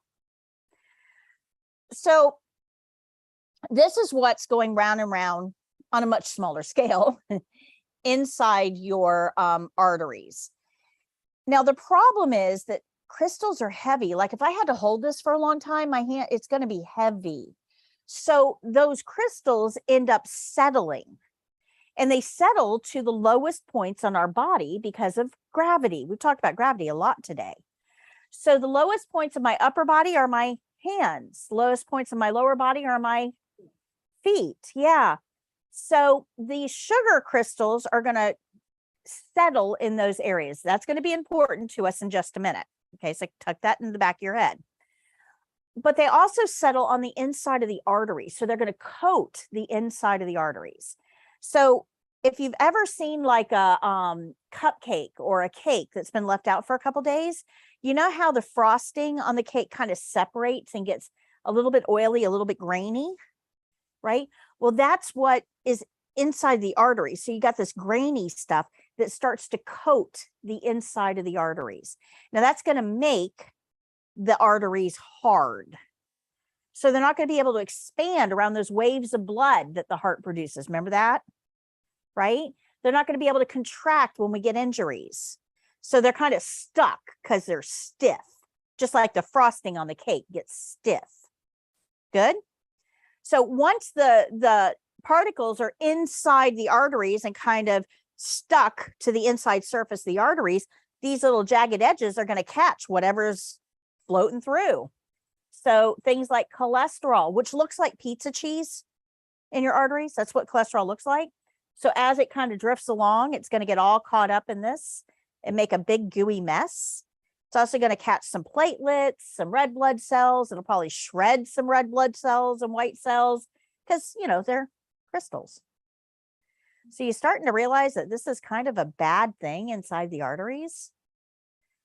So because we get this big gloopy mess, it tends to attract more gloop. And we end up with arteries that are not helpful anymore. So blood can't flow through them as well as it used to. So if we get an area of injury, we're going to have a hard time healing it. We're going to have a hard time getting good nutrients to the area because the arteries are so full of gloop. Does that make sense? Okay. So this is an artery. This is what they look like when we're born. Man, this is a pretty, I would love to have arteries that look like this again, right? We don't in America. We're going to talk about that in a minute. But over time, once we are in our 20s or so, and we really haven't taken great care, you know, because McDonald's does serve hamburgers and French fries, right? We end up with arteries that look more like this. We just get if you notice, it's just a little bit narrower and we get a little buildup there. I mean, nothing really bad, but we're starting to show a little bit of wear here. Now, if we don't change our ways, we end up with more accumulation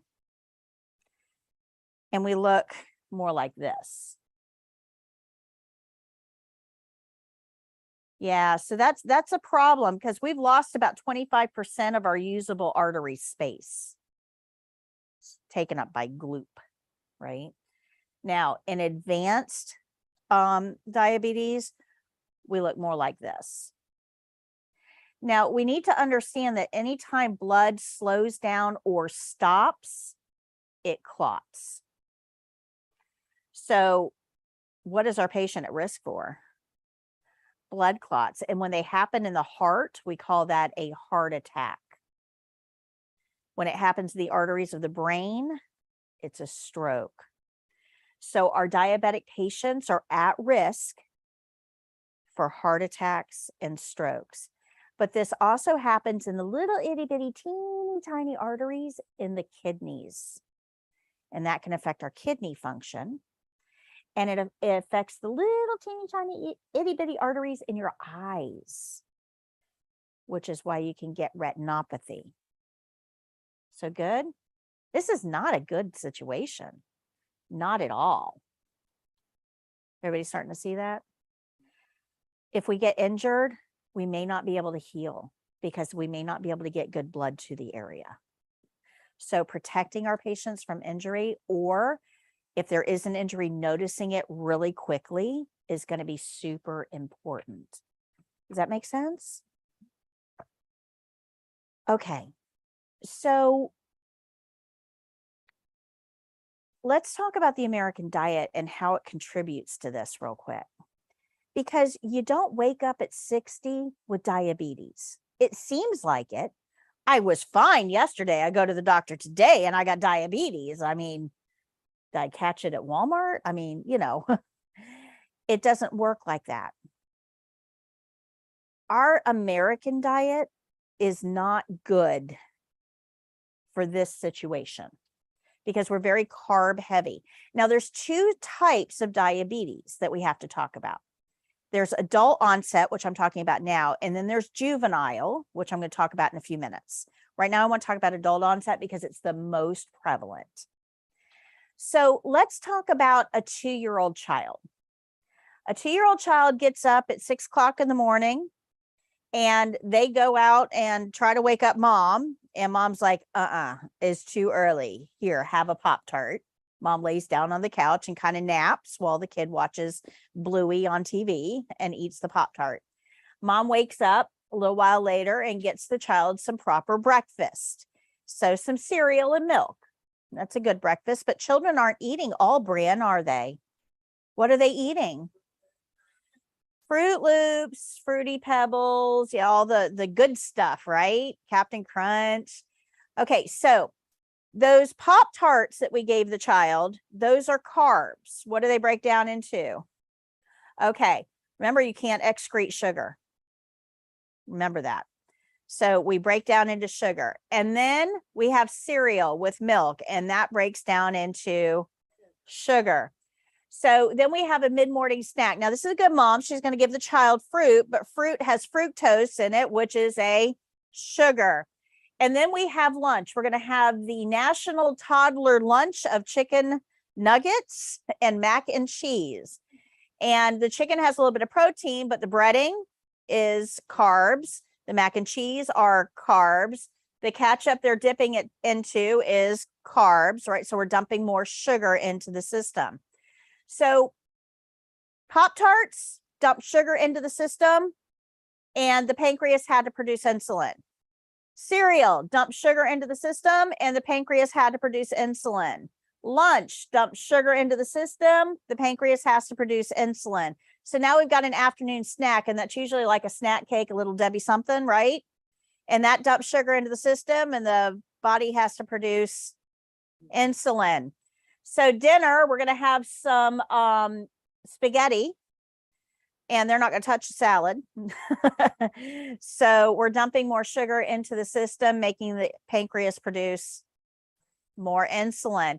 And then we have a dessert before we go to bed, and that's going to dump sugar into the system, which makes us produce more insulin. So our pancreas has worked very hard today. Maybe we'll give it a break tomorrow.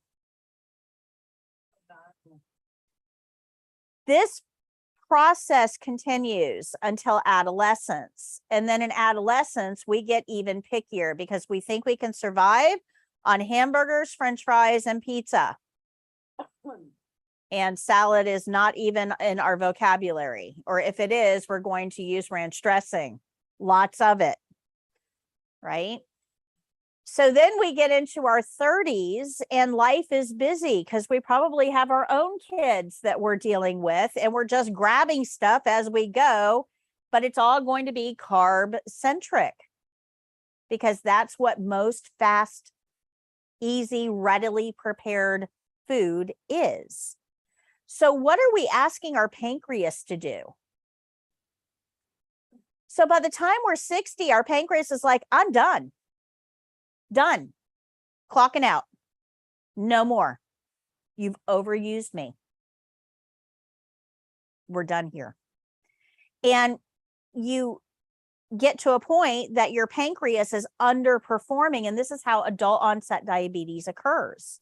And it didn't happen at 60. It happened at 2 and 12 and 20 and 30. It's because we're asking our pancreas to do more than it was ever scheduled to do. We've overworked it.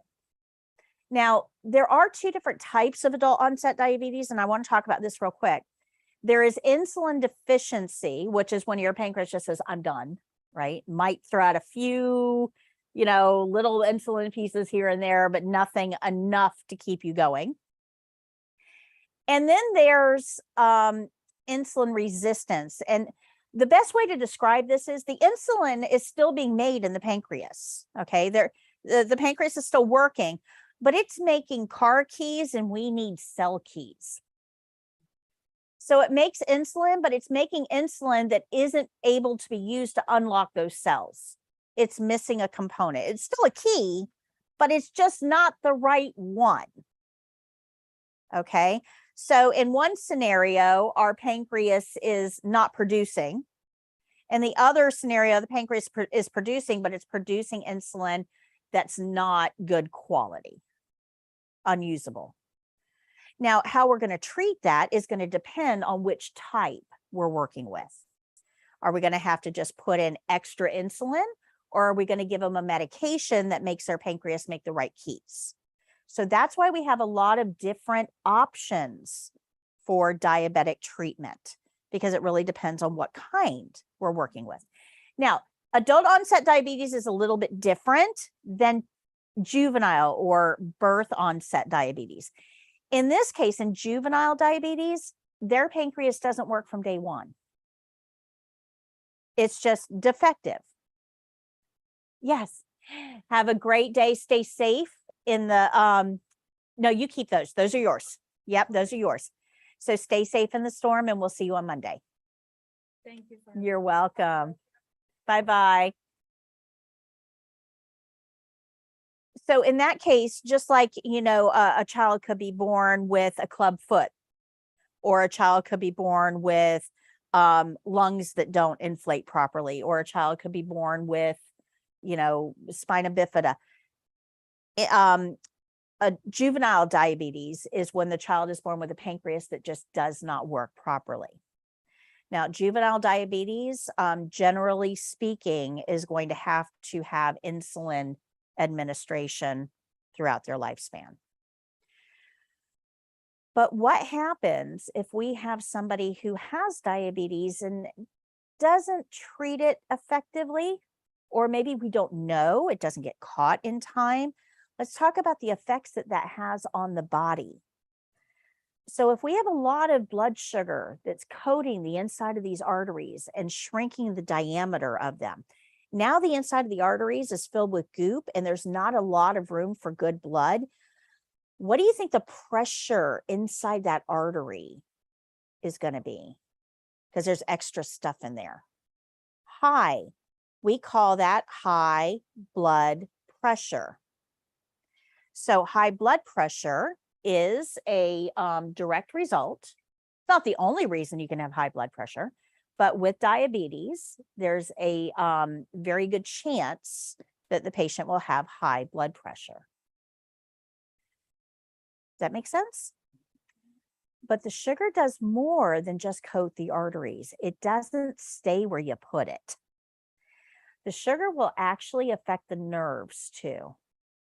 And the best way for me to describe this, because I try to give you a visual, right? So the best way for me to describe this, if you've ever lived up north where there's blizzards or ice storms, ice can coat the power lines. So there may be power like out at the street, but your house isn't getting good power because the current just can't get through that line that's coated with ice. Okay, so you could have brownouts or blackouts or intermittent. Does that make sense? Well, when you have nerves that are affected by this excess blood sugar, that's what happens is the signal, because we're all hardwired. We are not wireless. If I stub my toe, in order for my brain to know, it's got to travel up an actual physical nerve all the way to my brain. We're not wireless.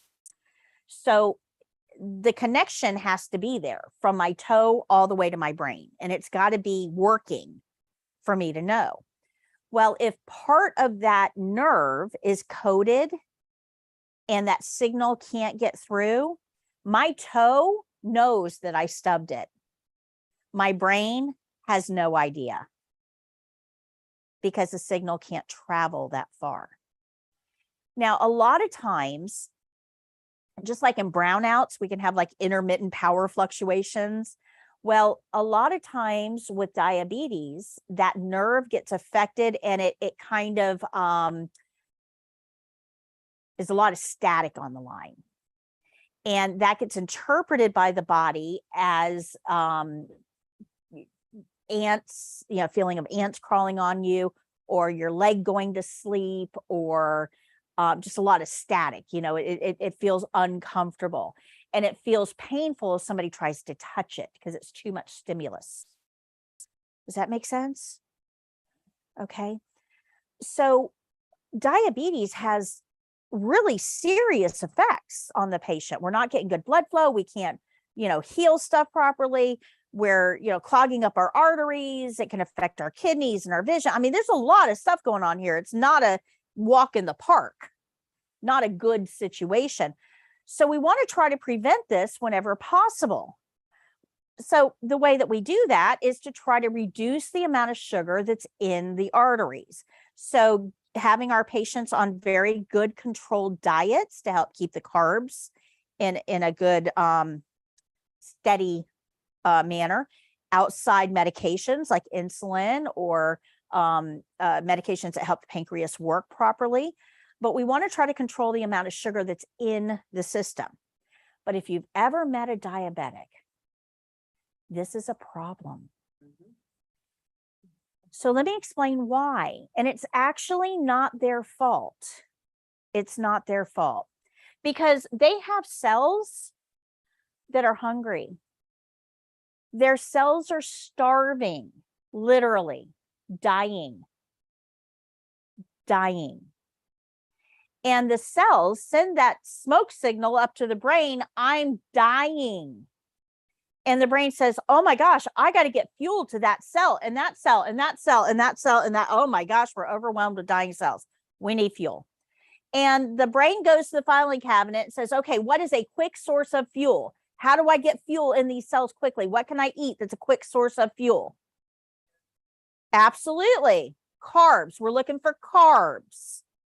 And this is why diabetics get carb cravings. It's because their cells are dying, for real, dying, not Hollywood movie fake dying. They're actually really dying. And the brain is trying to prevent that. So the brain triggers a craving. You need carbs. So the diabetic goes and looks for carbs, and they will have cravings for M&Ms or Hershey Kisses or donuts or chips, and you will see them rummage through houses for these things because their cells are dying. Now, telling that patient, you're diabetic and you don't need to be eating this stuff. They know that. Their brain knows that. But right now, dying cells takes precedence. Dying. Gotta act. Dying. So you've got all the sugar you need already on board. The problem is not the sugar. The problem is the key. So our diabetic patients that get cravings, don't yell at them for having a craving or eating that Snickers bar. They're responding to a very real crisis that's happening in their body. And they know it's not good for them, but their cells are dying and their brain is trying to do everything it can to stop that. So what do we do here? Well, insulin unlocks the cell. Now, we know we're not making insulin. We know we don't have insulin. We can't really do much about that. But there's a back door. And most people don't know this, but there's a back door. Those cells can also run on protein. So if you have a patient that's craving a lot of sweets, then if you can get them to eat a little protein with that sweet, it'll calm down the craving. And that's particularly because you're satisfying the cells. Remember, this craving is come from the dying cells. So what we want to do is try to keep those cells from dying. That'll cut off the craving. So if you can get a diabetic patient that's picking up that Snickers bar to eat an apple and cheese, or a half a tuna sandwich, or peanut butter and crackers, or something like that, that's pairing that carb to make the brain be okay with the protein that's going to fuel the cells and cut the cravings, then you're taking care of the entire problem. Does that make sense? I was gonna say peanut butter works really well because it calms the craving for the sweet and it does give it the protein that does. Right. Yep. Peanut butter and graham crackers are probably one of the best combinations for diabetics. Yeah. So do you guys understand a little bit more about diabetes now? Okay, so before we get to the point, even for a patient, even for ourselves right now, before we get to that point, say we don't know, our arteries are clogged up, we have all these crystals sitting around and stuff. What can we do right now in a natural way prior to getting to the point where, oh, we go to the hospital, holy cow, we need now insulin. Say, what if we don't know? Is there something we can do ourselves right now within ourselves, eating certain kinds of food that might help, or just cutting out completely that may help reduce it? Or we have no choice? No, you have options. You Okay. always have options. That's what prior to going to that, not even knowing, for example. So 2 things that you can do that will help you. Number 1 is increase the demand of the cells. So basically, we want our cells to use up as much sugar as we have on board. So we increase the demand of the cells, and that is in the form of exercise. Okay, so when we exercise, we make our cells work harder. They need more fuel. They eat up the sugar that's in the system. Now that works as long as you've got insulin on board that can help unlock the cells and get them in. You also can reduce the amount of carbs that you eat, because remember, we always have some packed away in storage units. So if we can maybe not eat as much carbs, we can utilize the carbs that we have in our fat cells. Okay, we break those fat cells apart, break down the glycogen, put it in the system, and now we can use it as fuel. That can help as well, because that glycogen is sometimes a little easier for the cell, because it's, think of it as kind of like pre-digested, you know, pre-packaged. So no carbs are a true no carb diet is a really, really, really, really difficult thing to maintain. I mean, it is really difficult. And I would not go to that extreme without speaking to a doctor or a nutritionist, because there's a lot of harm that can be done there as well. So I would get the advice of a nutritionist or a doctor before I went that route. Reducing your carbs is fine, because the American diet, we are just carb heavy all over the place. So reducing your carbs, there's nothing wrong with that. So a good rule of thumb, if you want to try to maintain a healthy ratio, a healthy diet, if you want to try to prevent this from happening in the future, instead of cutting out all carbs, you need to structure your diet where you're eating half as much protein as carbs. So if I want to eat, let's say a large fry, and it's 46 grams of carbs, then I would need to eat 23 grams of protein, which would be about 2 chickens. So there's no way I'm eating 2 chickens, right? So in order to maintain that ratio, I would have to reduce my amount of carbs. So it's a way to easily, if you just keep that ratio in mind, half as much protein as carbs. So decide what carbs you want to eat, figure out how much protein that's going to take to even that out, and you'll pretty quickly realize, okay, I can't have all this. Yeah, but you want to look at the carbs, right? Because protein shakes have carbs, and you, especially the ones that taste good. I do not want a protein shake if it tastes like wheatgrass. I'm sorry. You know, here's $1 million idea for those of you who want to, you know, make $1 million. Genetically engineer broccoli to taste like chocolate. If you could do that, man, you would set the world on fire. If you could make broccoli taste like chocolate, I would eat broccoli all day long, right? But the problem is wheatgrass tastes like wheatgrass. I don't want to eat it. So I'm going to eat the one or drink the one that tastes like cookies and cream. And that cookies and cream, they have to add the carbs to it for the flavor. So you have to look at that ratio. In addition, because everything, or a lot of people don't pay attention, I do. Because it also affects me. Like, everything's so genetically modified right now. When you're eating food, it's just preserved in something places don't. So it's always fresh, like McDonald's. They have something in there where it looks always good. You know, even 2 days later, you just puke it. And all those preservatives, doesn't that harm or still keep all that stuff in it too? I'm not going to address that right now because that's a whole different debate. And to be perfectly honest with you, I'm not qualified to have that debate. Oh, okay. Because I'm not an expert in that field.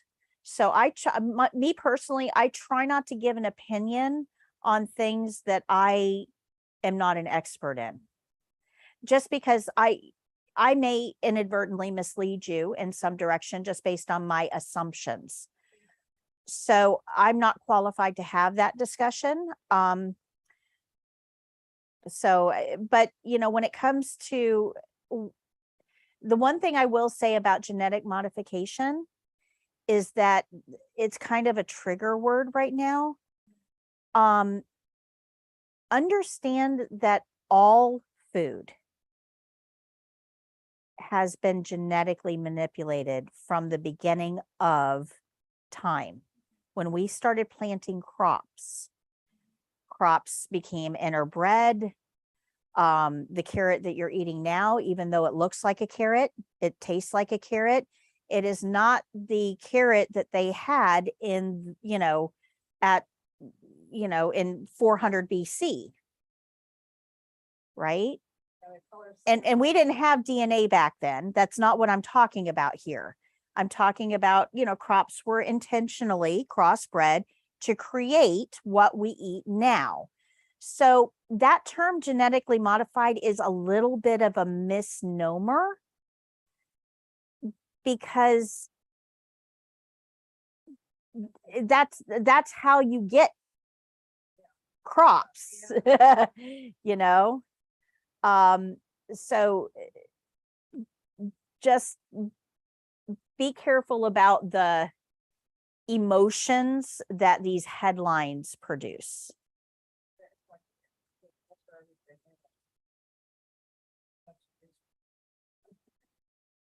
Yeah. And like I said, I'm not really qualified to speak on that. So, at any rate, the diabetes, it's important that we understand how all of that works because we're going to learn a skill called foot care.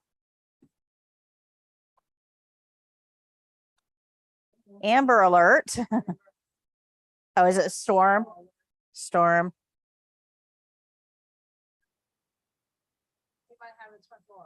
It might come in a minute or two.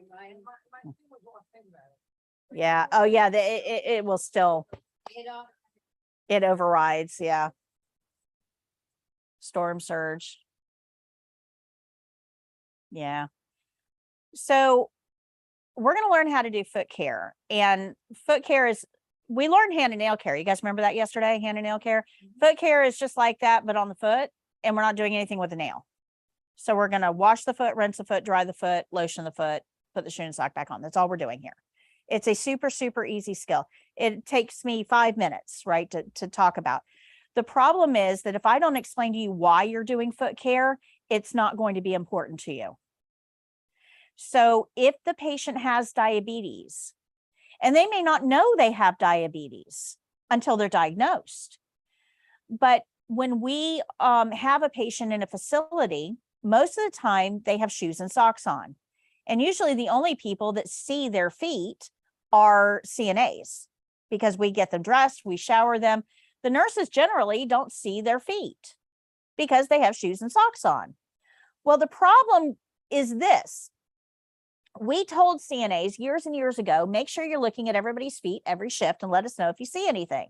Well, the CNAs didn't understand why they needed to look at their feet, at the patient's feet. And they just walked in and said, yeah, you got feet. All right. I don't know why I had to do that. They didn't understand why that was important. Well, it's important because if the patient has circulation issues, if the patient has diabetes, there's a million reasons, but that patient may have a sore on their foot that they're not aware of because the signal isn't getting from the foot to the brain. And if we don't know that there's a sore there, we're not going to treat it because we don't know about it. And now we've got a situation where the patient has very serious complications and a wound that we may not be able to heal. And that can be avoided or it can be managed if we're looking at the feet on a regular basis.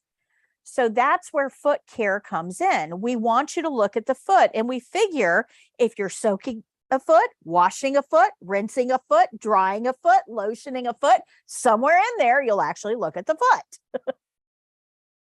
That's why we do foot care. Now, in order to prevent a problem, the patient really should have shoes on when they're walking. Anybody ever been a patient at a hospital? Yeah, when you're a patient at a hospital, they give you a patient gown and a pair of those slipper socks with the little dots on them. And they say that those are to help prevent slips and falls. They don't, because those things always twist around. But those slippers, how many of you guys actually walked around in those slipper socks? Yeah. So think about what's on that floor. Patients have walked to the bathroom and not quite made it. People bring stuff in from outside. There's all kinds of stuff on that floor.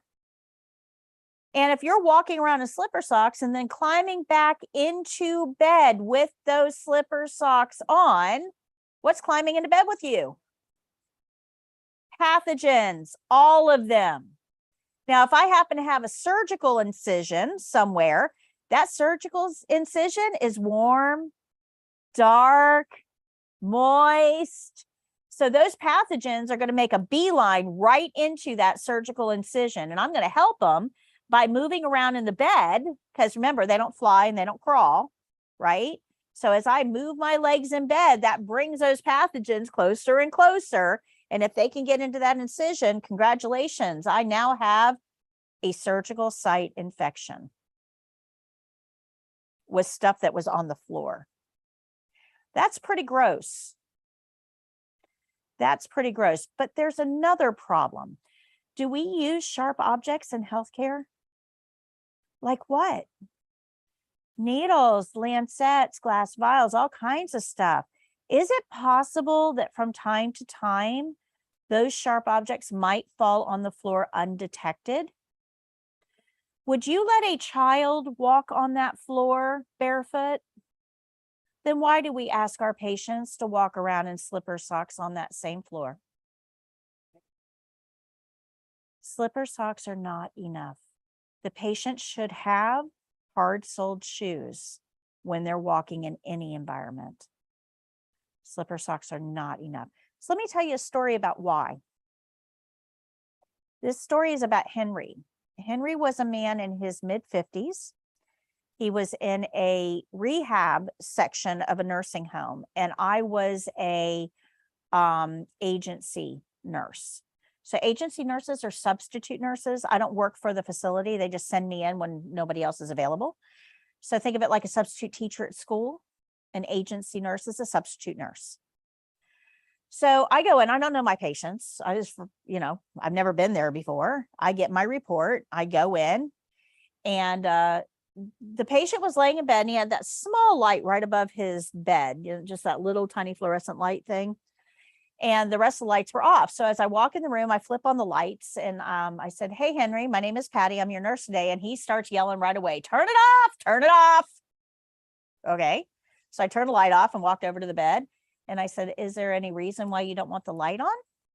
And I said, do you have a headache or something? You know, because that's part of my assessment. I mean, what's going on with this patient? And he says, no, I have diabetic retinopathy and the light hurts my eyes. I don't like bright light. I said, oh, okay, cool. No problem. And so I'm talking to him, kind of getting to know him. I've got his cup of pills, you know, and kind of doing a little mini assessment. And I tell him, you know, I've got to do a full assessment on you, see what's going on. He's like, whatever, do what you got to do. But as I'm standing there, I'm catching an odor. And if you've ever smelled a wound, they're very distinctive. You know, right? What? Okay, have a safe weekend. I'll see you on Monday. So if you've ever smelled a wound, I mean, they're very distinctive. So as I'm standing there talking to him, getting his permission, we've got a wound brewing somewhere. I know we do. So I picked the report sheet out of my pocket and I'm looking and there's nothing on there about a wound. So nothing came through the report. Uh-oh. So I tell him, you know, hey, Henry, I think you've got a wound brewing somewhere. I'd like to take a quick look and do what you got to do. So he laid down and I head to toe, turned him over, looked at his back, and I looked at all the usual suspects, right? The tips of his ears, the back of his head, his shoulder blades, the lower back or coccyx area, hip bones. And I'm working my way down and he's got those slipper socks on with little dots on them. And I said, Henry, I need to take your socks off. And he immediately yelled, no. Okay, there's my red flag. Because if he's telling me no, what did he tell the CNAs? And nobody reported it. So we have no idea how long this guy had gone with nobody looking at his feet. No idea, none. But now I got to look. So I turned on the charm because you can always get further with patients by being nice than being mean, always. So I turned up the charm and I got him to agree. And I took the right sock off and the foot was flaky. Definitely needed some care, but not in bad shape. I went to take the left sock off and it was stuck to the bottom of his foot. Oh, found it. Found my problem, but I can't get the sock off to see what I'm working with here. So I go get a basin of warm salt water. We call it normal saline, but it's warm salt water. And I put the whole foot in, sock and all, to loosen it up. Go back about 10 minutes later, got my gloves on and I'm trying to take the sock off. And I had to give a little bit of a yank to get it so I can see. As I did, something fell off of his foot, rolled off the bed. And I look on the floor and it's a floor like this, got little speckles. It took me a couple seconds to find it. It was one of those round, flat, white painted thumbtacks. And it was on the floor. Oh, that's not good. So I get the sock the rest of the way out the foot and I'm looking and he's got an area about this big around on his foot that's hard, black, dead tissue. Now, we're good in healthcare. We can heal a lot of things. We've come a long way, but dead is dead. We can't heal dead. We're not Frankenstein era yet. We're going to get there eventually, but we're not there yet, right? So dead, I know this guy's in for a serious ride. So I document, I take pictures, I call the doctor, call the family, get the wound care consult, get my wound care orders, take care of what I can take care of, write it all up, take care of my other patients. I go home. Not my patient, not my facility. But this guy had stayed on my mind for a long time. And I don't know how long it was, 9, 10, 11 months. I have no idea the time frame. But I go back to the facility as an agency nurse. This time I'm on long-term care side. And I'm getting report and there's his name. That's not good. He was on rehab, which meant he was going to go home. Now he's on long-term care, which means he lives here. That's not good. So I go in, hey, Henry, I'm Patty, your nurse today, and I'm the one that found the wound on your foot many months ago. And I'm your nurse today, so I wanted to stop by and see how is it going. He pulled the sheet aside and he had to have a below the knee amputation. Yeah. This guy lost a leg over this. Now, this was particularly tragic for me for a lot of reasons. Number one, he was only in his mid-50s. That's young, right? To not only lose a body part, I mean, that's horrible enough, but to lose your independence, that's young. But it was also tragic because it was preventable. If he had had shoes on when he was walking, where would the thumbtack be? In the bottom of his shoe. We don't amputate shoes. Shoes are important, guys. You never know what's on that floor. And a lot of people ask, well, how did he not know there was a thumbtack in his foot? Well, he had diabetes. And I know that because he yelled about the light. He had diabetic retinopathy. Yeah. So it's really, really important that we understand how serious this can get for our patients. If he had said no to the socks and the CNA had told the nurse and the nurse went in and assessed, they may have been able to find it quicker. If the CNAs had made sure he had shoes on when he was walking, this may not have ever happened. There's a lot of points here that we could have intervened and made a difference, but we didn't. And that's why this skill is so important. So if you go to do foot care and your patient says no, what do you need to do? Yeah, ask them why and tell the nurse. Don't ignore it. Don't go, thank God I got other things to do, you know, and wander off. This is important, very important. Good. Okay. So when you're doing foot care, we're not going to do anything with toenails. We don't clean them. We don't file them. We definitely don't trim them. Because remember, if there's any injury to the hands or the feet and the patient has diabetes, we may not be able to heal that wound. This is why CNAs do not use nail clippers.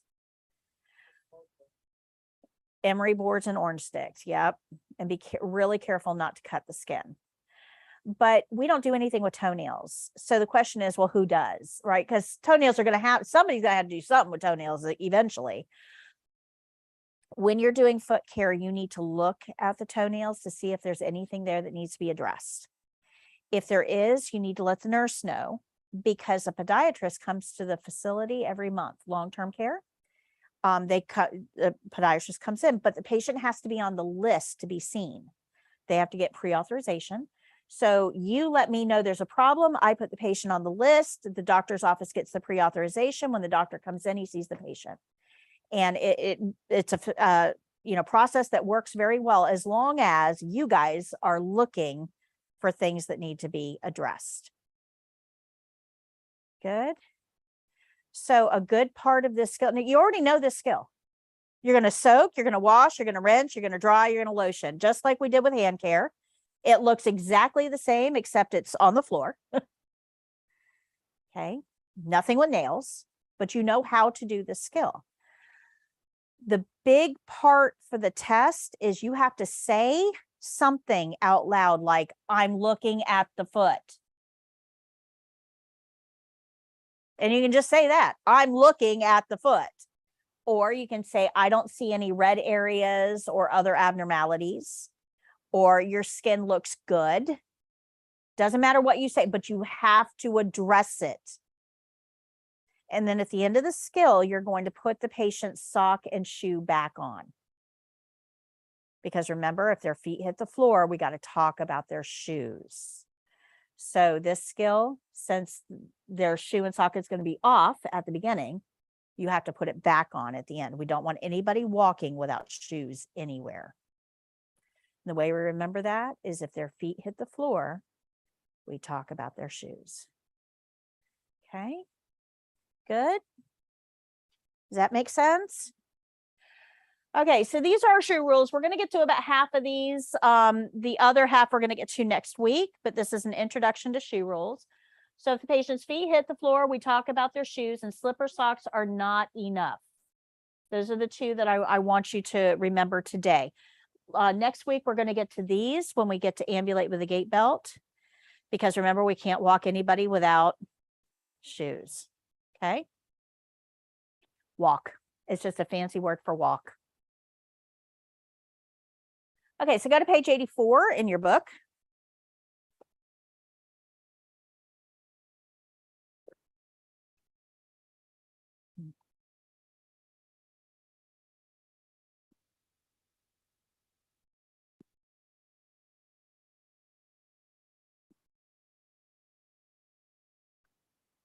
How do we know what to do with each patient? Okay, so our care plan says provide foot care to 1 foot. What if the patient has 2? Just gonna worry about 1. And for the test, you get to pick which one, unless the evaluator gives you a specific. So provide foot care to 1 foot with soap and water. The resident is sitting in a chair and their sock and shoes should be replaced at the end of the skill. Now I'm going to stop there for just a second because this is kind of important. On the test, you're going to be doing this on another live person. So one of you may be the patient for this skill. You're not bringing extra socks with you. So they're going to put the sock back on that you came with. That's why it says replace the sock and shoe at the end of the skill. In a clinical setting, if you're washing their feet, please put clean socks on. Okay. But because this is being done on another testing student and we don't have clean socks available, just the one they came in with, we're going to replace it. So this skill is going to start with the opening. Knock, knock, knock. Hi, Miss Jones. My name is Patty. I'm your CNA today. I need to do foot care. Is that okay?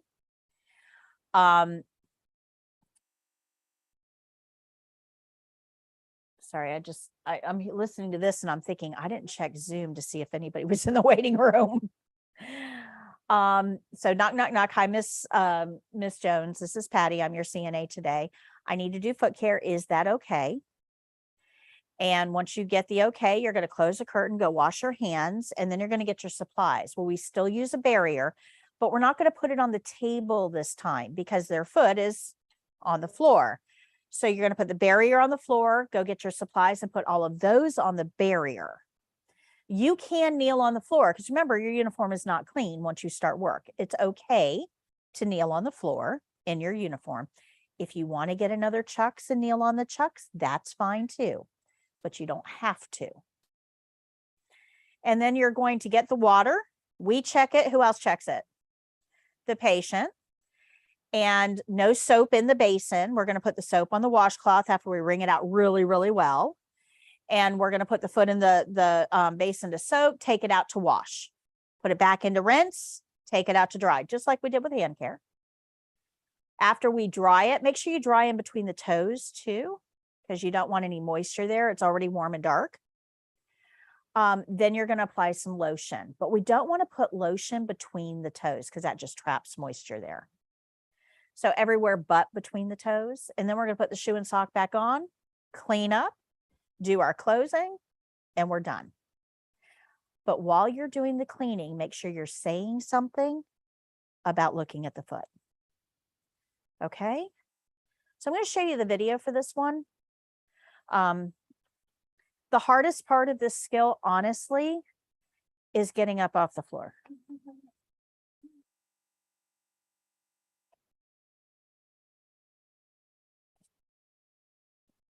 And I'm having a knee issue at the moment, so I'm not going to be getting up off the floor.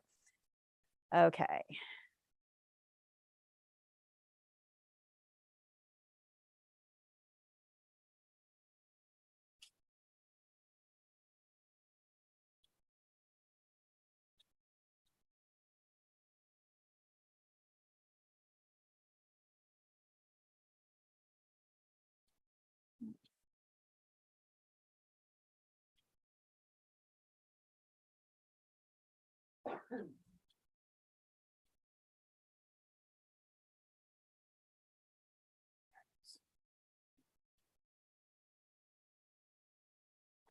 So notice that this skill only takes 6 minutes from beginning to end. That includes the credits. If you look at the bottom of your book, how long does it tell you you've got? Got way more time than you actually need.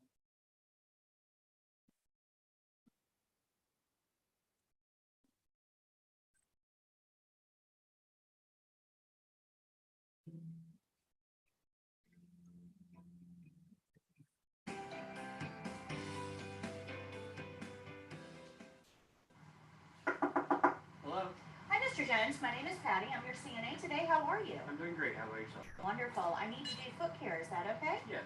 Let me go close your curtain, wash my hands, and then I'll gather your supplies. Okay.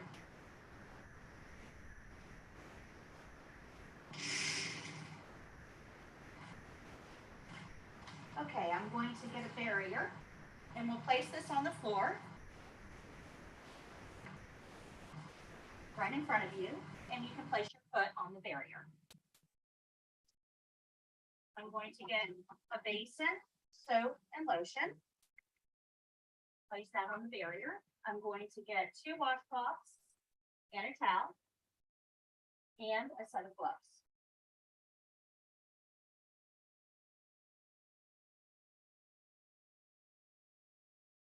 I'm going to get some water for washing.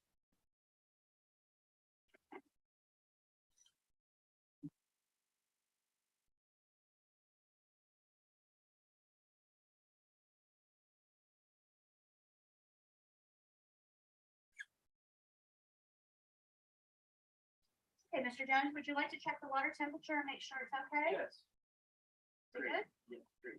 Very good. I'm gonna set this here.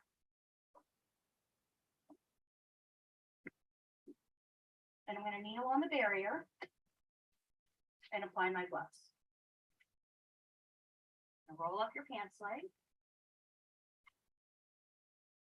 And lift your foot so I can remove your sock.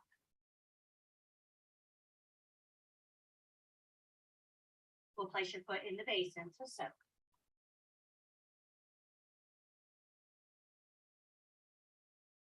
I'll take the first washcloth and wring it out, making sure that your foot is wet. I'm going to place your foot over here on the towel and apply soap to the washcloth. I'm going to wash all surfaces of the foot.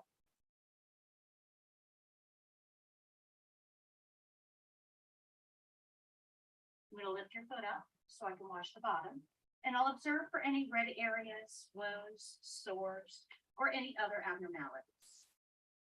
We'll put your foot back in the basin to rinse.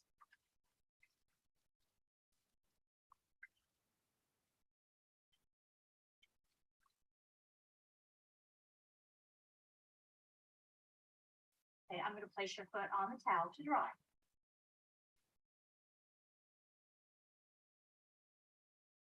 And I'll ensure all surfaces have been dried thoroughly. I'll take one of the narrow edges and go between your toes to blot.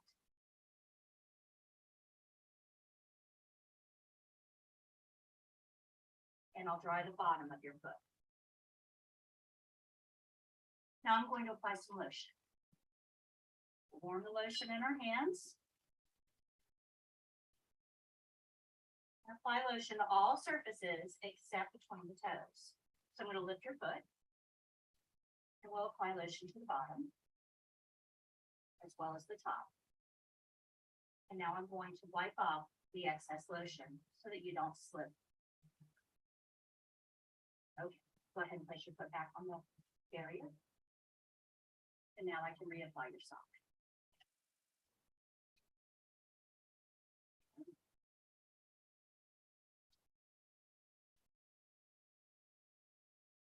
And we'll put your shoe back on. Can you slide your foot in there for me, please? Okay, Mr. Jones, I need to put all of my supplies away. I'm going to gather my dirty linen and place it in the dirty linen hamper. I'm going to take the basin to the sink and clean according to the basin cleaning procedure.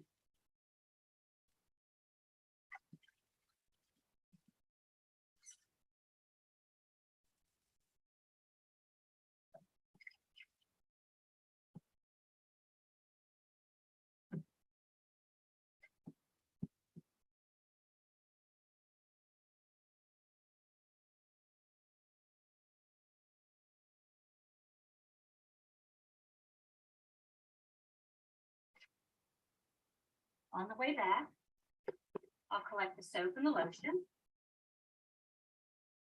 and put the basin back in the bowl. Now I'll collect the barrier and throw it away. Now I can remove my gloves. Okay, Mr. Jones, are you comfortable? Yes. Is there anything else I can get for you while I'm here? No, thank you. Okay, your call light is here. If you should need anything at all, please let me know. Can I get you a magazine while you're waiting? No, thank you. I'm gonna open my curtain and wash my hands. After washing my hands, I'll review the steps of my skill, make any corrections, and tell the evaluator my skill is done.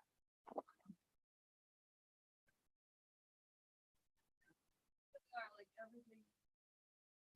Before I practice, no, I can do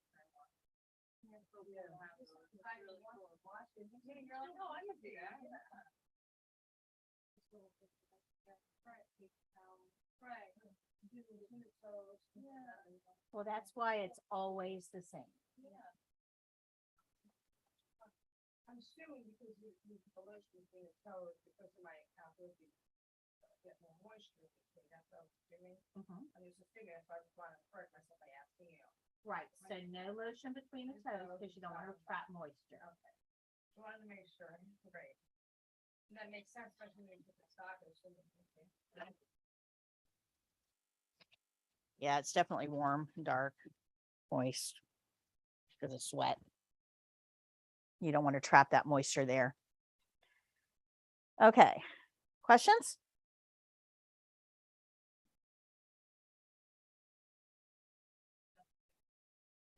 That's right. Okay, so go to page, click this real quick. Go to page 106 in your skills book for those of you at home.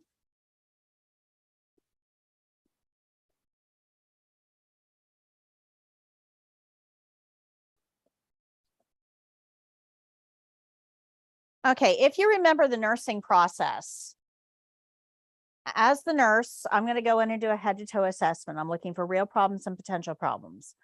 Well, one of the very, very, very first things on my list is toileting because everybody's going to have to go somehow at some point. So toileting is kind of the number one thing I'm going to look at. And because chances are I'm not even going to get through my assessment and they're going to have to go. So I need to know. So in a perfect world, if I could run the world, everybody would be able to go to the bathroom and toilet just like they normally would, and nobody else would be involved. That would be a perfect world, right? And that's my top choice. So I'm looking to see, can the patient go to the bathroom by themselves? If they can, the care plan is going to say bathroom ad lib. Now, the doctor actually writes these orders. The doctor is actually the one that figures out how the patient's going to go, the activity restrictions. But I have to assess this myself as well. So bathroom ad lib, that's what I'm looking for. That's what I really want. But if the patient can't get there by themselves or needs some help while they're there, then my care plan might say bathroom with assist. But they're still getting to the bathroom, and that's ideal. Now, if the patient can't get to the bathroom, I have to go down to the next option, which is a bedside commode. It's kind of like a toilet. It gives the same toilet experience to the patient. So, we're kind of staying with normal, but it's right beside the bed. So they don't have to walk very far. It means that you're going to have to clean it as well. But it's a pretty good stand-in for the bathroom. So that's choice number 2. Now, that may say bedside commode ad lib, which means patient can use it as they want to. Or the care plan may say bedside commode with assist, which means they need a little help. But those are my first 2 choices. Excuse me, bathroom followed by bedside commode. Now, if neither one of those will work, I've got a problem because I know the patient is going to have to go. So I'm going to kind of figure a few things out. First, I'm going to look at, are they even continent? Remember, continent is able to control their own bowels and bladder. So I'm going to try to figure out, are they even continent? If they can't get to the bathroom and they can't use bedside commode, are they continent? If they are, now I've got two final choices, and neither one of them are good. Catheter, but I can only use a catheter if there's a medical reason, because catheters have a very high rate of infection. So I have to have a reason to use a catheter. Just not being able to go to the bathroom is not a reason. So if they can't go to the bathroom and they're continent and I can't use a catheter, all I'm left with is a bedpan. Did you notice I had to go through all of that to get to bedpan? Bedpan is the last resort on purpose. They're uncomfortable. It's not a normal elimination process, but it's emotionally disturbing for patients because you've been trained from the time you were about this tall, don't pee in the bed, don't pee in the bed, don't pee in the bed, and certainly don't poop in the bed. So just because I put a plastic pan under your butt doesn't mean your brain is going to let you go. Yeah. So bedpans are hard to use. And you may use a bedpan and the patient can't go, and they may call 10 minutes later and say, I got to try again. Don't get upset with them. It's hard. Absolutely. But there's a couple things we can do to make it a little easier. First, privacy. Privacy is important. And if you've got a roommate in the room and the roommate can walk around, this is a great time to ambulate the roommate. Get them out of the area so that your patient can have a little privacy. So privacy is big. If you can't move the roommate, that's okay. You know, if you can't do something with them, but at least draw the curtain. You can control odor before it's an issue. A lot of people don't want to go because they're afraid it's going to smell and, you know, make the room unpalatable. So, you know, address the odor first. You may be able to use an air freshener beforehand, or that the little spray that you can put in the bedpan sometimes to help control the odor. So you can address odors. Turn on the bathroom fan and leave the bathroom door open. That can help too. Okay. So you may want to be aware of the impact odor might have on the patient. But you can also turn the water on to help with sound, because that way it's not a quiet environment that somebody's trying to go in, right? So you want to bring some sound into it. And the sound of running water can actually help with the urinary reflex, the letdown reflex. Warm water on the inside of the wrists can help with the urinary letdown reflex as well. So you've got a couple things that you can do to make it a little bit easier on the patient. But the biggest thing is to try not to make them overly self-conscious.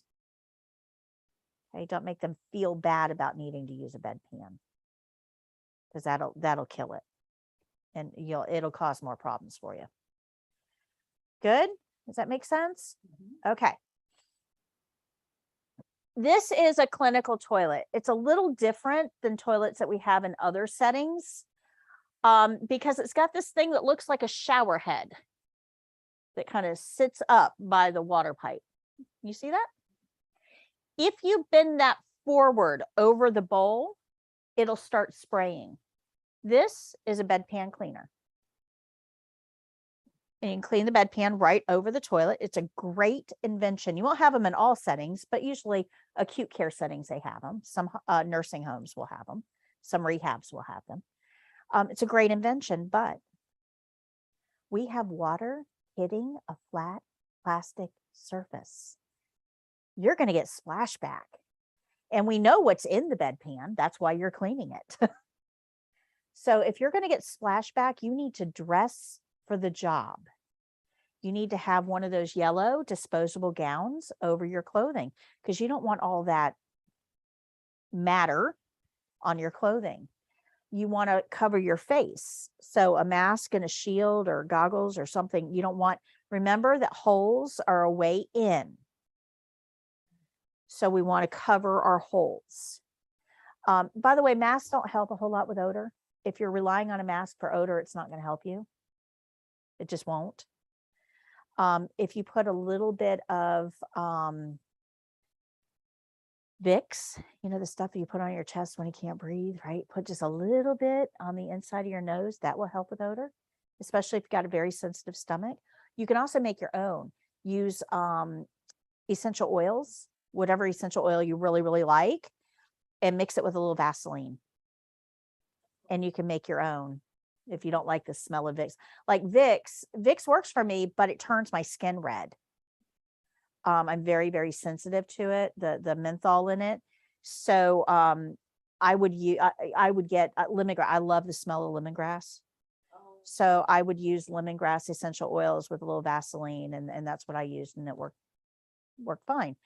So that, you know, that's an option for you too, but you want to make sure that you're covered if you're going to be using that bedpan cleaner, because you will get some splashback. So always make sure you're dressed for the job. But speaking of splashback, let's talk about the bedpan. Because when you put a patient on a bedpan, their undercarriage and the bedpan are only about that far apart. And we have urine coming out under pressure, hitting a flat plastic surface. We have splashback. So your patient's undercarriage is going to be wet. Nothing you can do. I mean, it's going to be wet. You may have to help them clean up, because trying to clean the undercarriage when it's only this far away from the bedpan is problematic. You may have to help them clean. Good.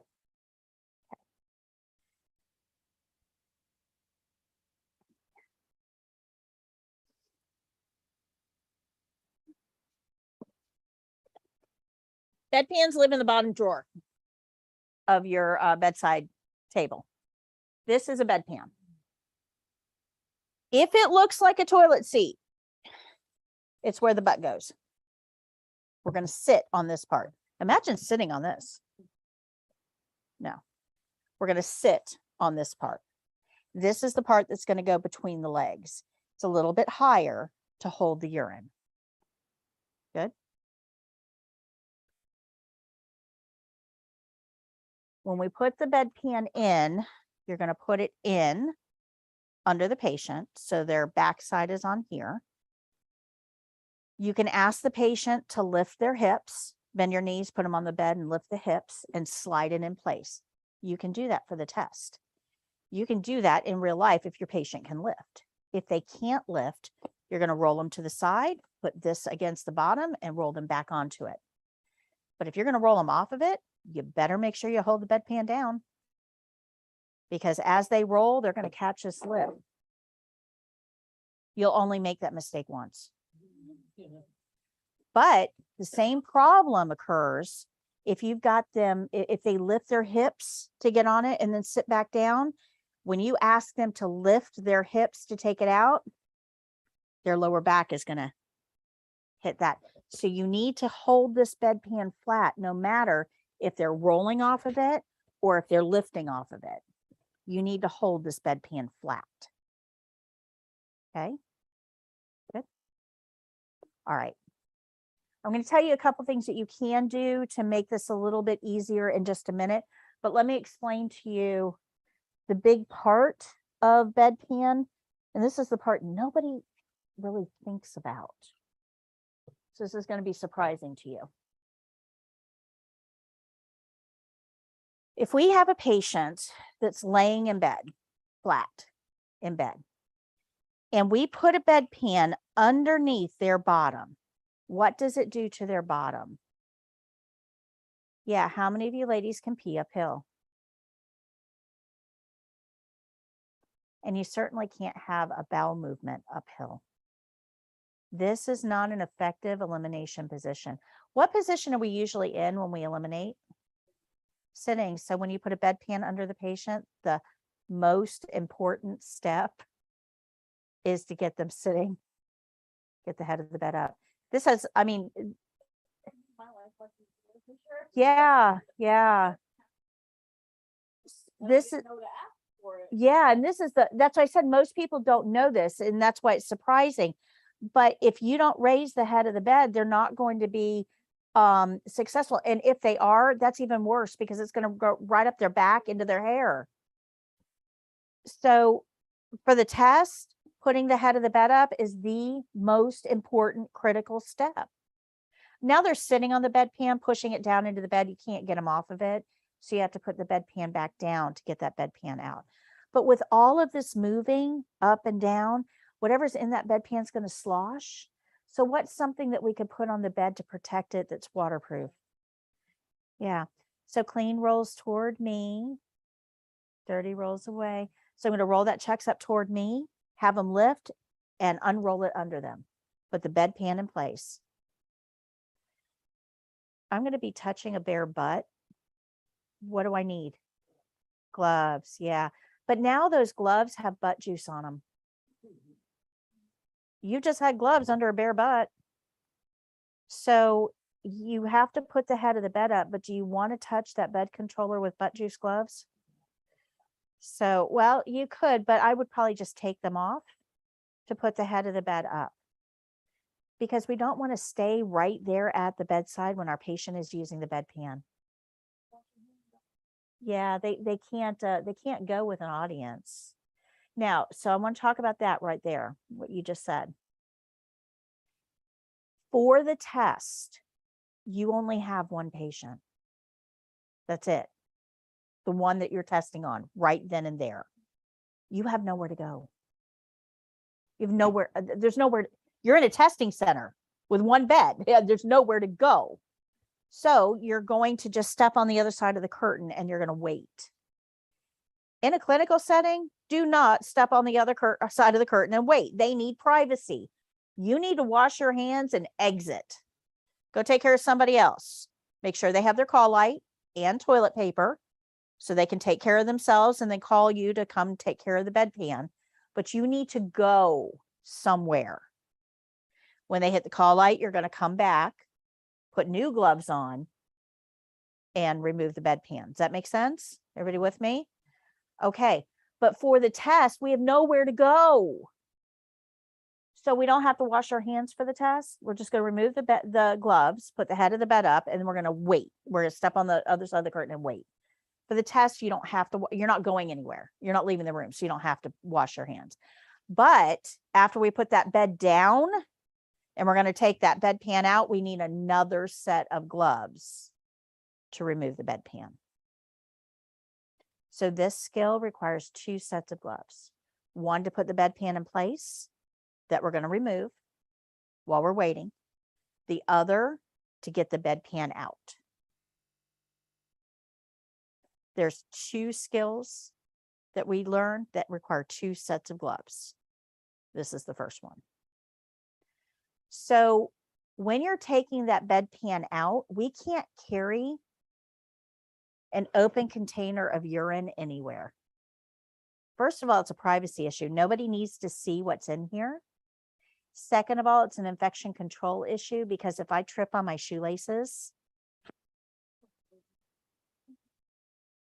so we can't carry an open container of urine. When we remove this from the bed, we're going to remove the chucks as well at the same time. And then that chucks just folds over this, and that's how I'm going to transport it to the bathroom. If you look at the bottom of the page, oh, I don't have it up. If you look at the bottom of the page, you'll see that this is a live patient skill. Think about that for a second. This is a live patient skill. That means you will be a patient for this if your partner gets the skill. The thing is, you're not really going to be peeing, and you're not really going to be undressing.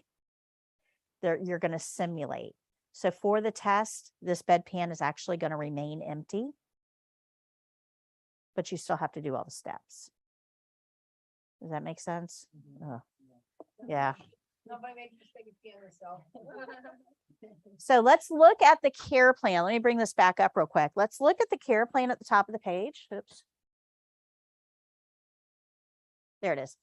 Okay, let's look at the care plan at the top of the page. This care plan says the resident has requested a bedpan. The resident is not wearing undergarments and is able to wipe self. The resident is able to move as directed. So we can ask them to lift their hips, just makes it easier. But I want to go back to the resident is not wearing undergarments. I just told you you're going to be a patient for this, and the care plan is saying you're not wearing undergarments. You're going to remain fully clothed. They're going to put a hospital gown on over your clothing. The reason that this is in the care plan is because we don't want anybody trying to remove your clothing for you during the test. The care plan says you're not wearing any, so they shouldn't be removing it. It also says that you can wipe yourself because we don't want anybody to help you out during the test. Good. So this skill is not really hard. Realistically, you're going to do your opening, wash your hands, get your barrier. You can use this table. You can put a barrier on it and use this table just like we do for any other skill. I don't.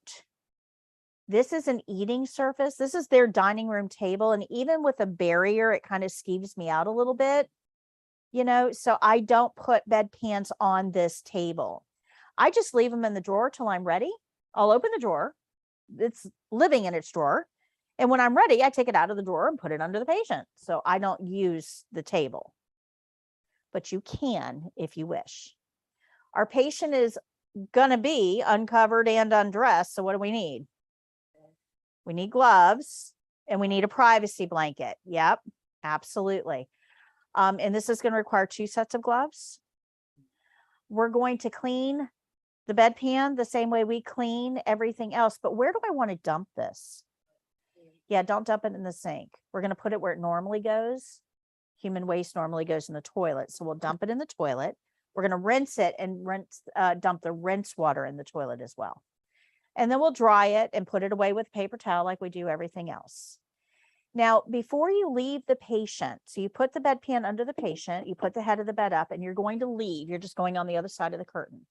Before you leave the patient, you want to make sure that they have the call light and they have toilet paper, because it says they can clean, you know, they can clean up themselves. But at the end of the skill, if we know they've cleaned up themselves, what do you think that they're going to need to do? Yeah, so we have to give them a hand wipe, and that step is forgotten quite often. Okay, you need to give them a hand wipe. So you want to wait until you've removed your gloves, because you don't want to, you know, you have urine on your gloves. You don't want to touch the hand wipe container with urine covered gloves. So you're going to remove your gloves, give them a hand wipe, but I don't want to touch that wipe. I know where their hands have been. So I'm going to get a paper towel to collect the wipe and throw it away. Make sense? Mm-hmm. All right, there's a couple of things that you can do to make this a little bit easier on you, but you have to ask the nurse for both of them. The first is, we want to try to avoid that splashback situation. So plus the sound problem. If you take toilet paper and make really big loops of toilet paper, really big loops, like 6, 7 really big loops, and you lay it down in the bottom of the bedpan, it's going to absorb the urine. It helps, you know, with the sound issue, but it also helps with sloshing. And it makes the patient more comfortable because you don't get all that splashback. So it's a really, really nice thing to do for your patients, but you have to ask, because if we're measuring this urine, we can't, you know, you can't sop it up if you're measuring it. So you need to find out, is your patient on intake and output? Are we measuring the urine? So find out from the nurse. It should. Yes, it should. Yeah. But you want, for the test, we're not measuring anything, but in a clinical setting, you want to ask. The second thing you can do, have you guys ever sat, you know, in a car, like on, you know, the seat of a car, leather seats in summer in shorts? What happens? Okay, so this is plastic, and how warm are we? Yeah, 98.6 degrees. So you got a warm butt on plastic that's going to sit there for a while. What's going to happen? They're going to stick to it. So remember that. Ask the nurse. If she says you can, put a little bit of powder on this surface. It helps it slide under the patient really well, but even better, it helps it come out even better. You can't use powder if the patient has an incision, an open wound, a bed sore, if they have a respiratory condition. There's a lot of reasons why we can't use powder. But if we can, awesome. It will help your life. Okay. So that's what you need to know about bedpan. I am going to show you the video for this one. I show you this video because it has close-ups of putting the bedpan in place and taking it out. And that's not something you would be able to see over here. So I will show you this video.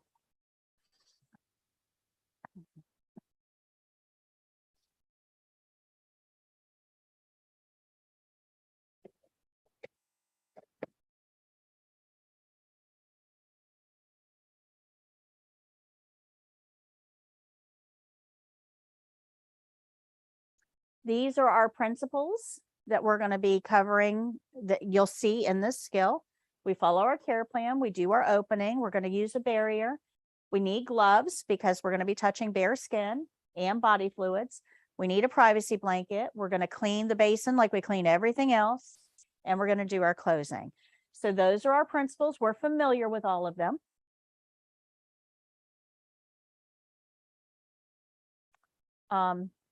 So they should look familiar to you.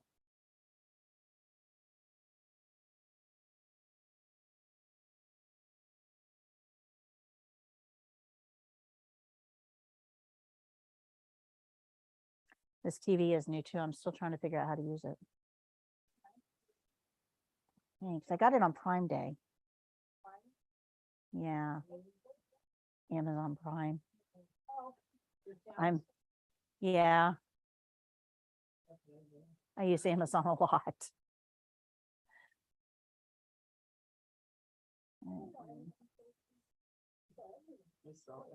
Everything.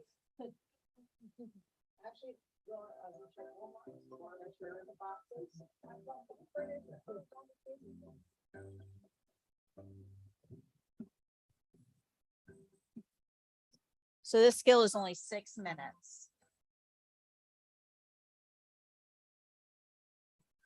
You look at the bottom of your page, it gives you what? Hello.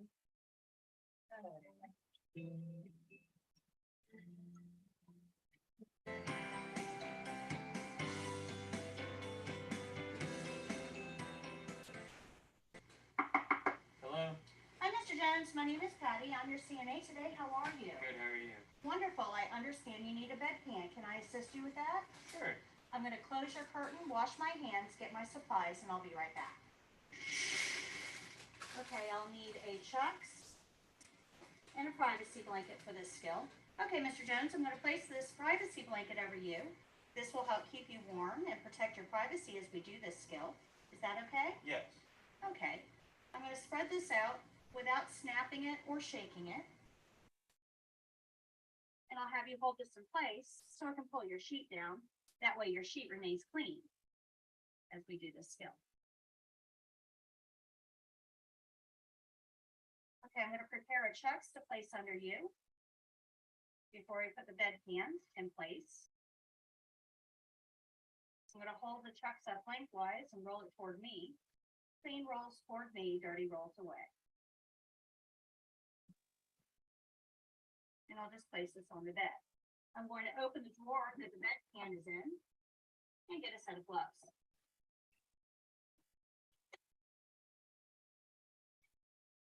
Okay, Mr. Jones, in just a moment, I'm going to ask you to bend your knees, lift your hips as high off the bed as you can, and I'm going to unroll the Chucks underneath you. Okay? Okay. All right, go ahead and bend your knees and lift up. Okay, and you can relax. I'm going to go around to the other side of the bed and unroll it. Okay, Mr. Jones, can you lift up again, please? Move the Chucks out, making sure it's positioned properly on the bed. You can relax. Okay, now I'll get the bedpan out in the drawer. And I'm going to place this under your bottom, if I can get you to lift and relax. Is that comfortable? Yes. Okay, I'm going to put the head of the bed up, but let me remove my gloves first. Okay.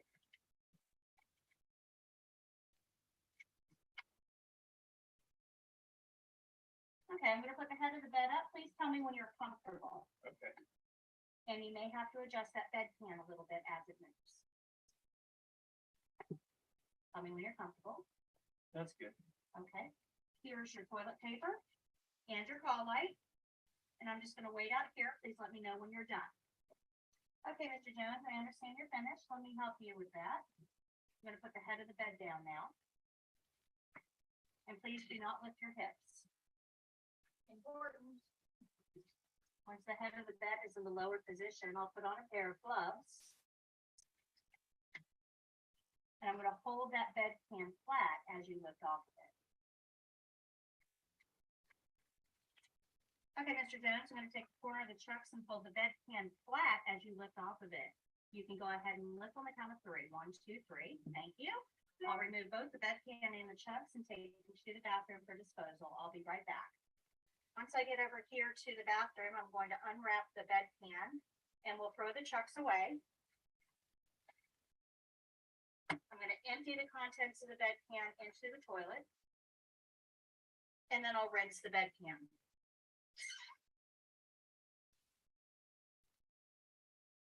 We'll deposit the rinse water into the toilet as well. And then we'll set the bedpan down to dry. I'll pick it up with paper towel. I'm gonna dry the inside. We'll throw that paper towel away. I'll dry the outside.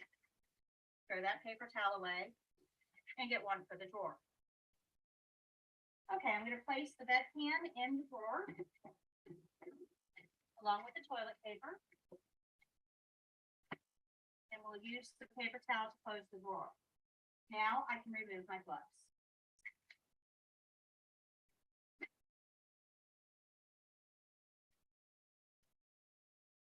Mr. Jones, would you like to wipe your hands?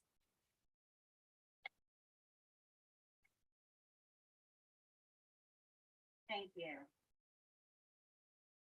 Okay, you can relax your legs if you'd like. And I'm going to pull your sheet up and remove the privacy blanket. Want to make sure that we roll the blanket in a ball so that any trailing edges don't contaminate other surfaces. There you go. Here's your call light. I'm going to go put this in dirty linen. I'll be right back. Okay, Mr. Jones, are you comfortable? Is there anything else I can get for you while I'm here? A magazine perhaps? Your call light is there. Please let me know if there's anything that we can do. I'm going to open your curtain and go wash my hands. Thank you. After washing my hands, I'll review the steps of my skill, make any corrections, and then tell the evaluator my skill is done.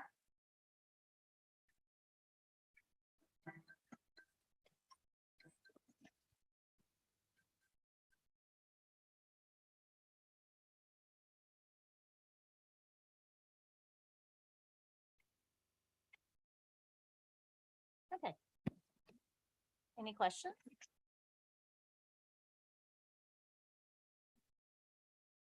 It's not a bad skill. It really isn't. Okay.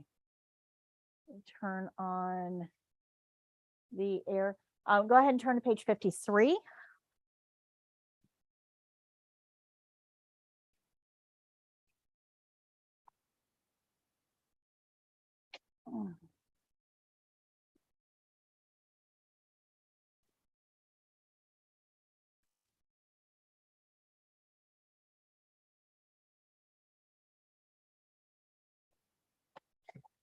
Okay, so page 53 is about passive range of motion to the shoulder. These are the shortest skills that we do. There's 3 range of motions we're going to learn. The state test figures somebody with your level of experience should be able to complete these in like 4 minutes. That's with your opening and closing. So they're super, super short.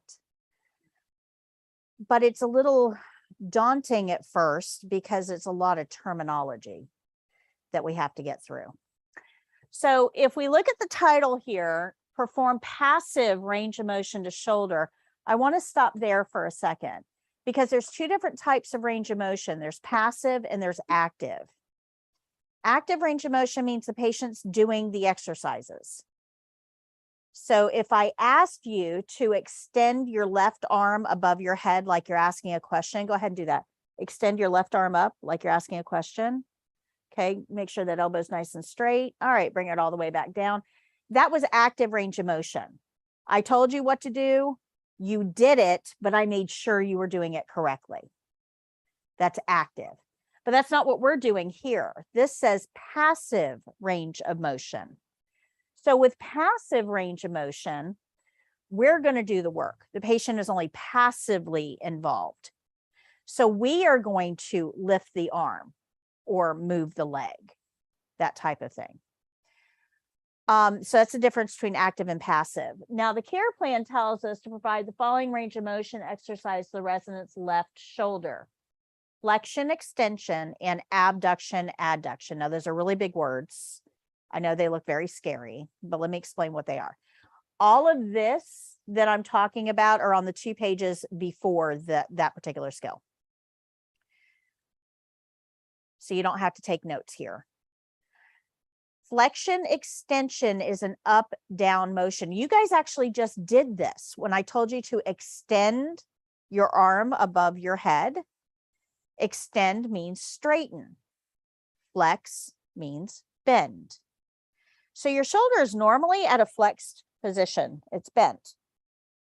We're going to straighten it by extending it. And then the opposite of that, to bring it back where it was, is to flex it again. They go together. It's 2 halves of a whole exercise. Flexion, extension. They go together to make one exercise. Extension gets it somewhere, flexion brings it back home.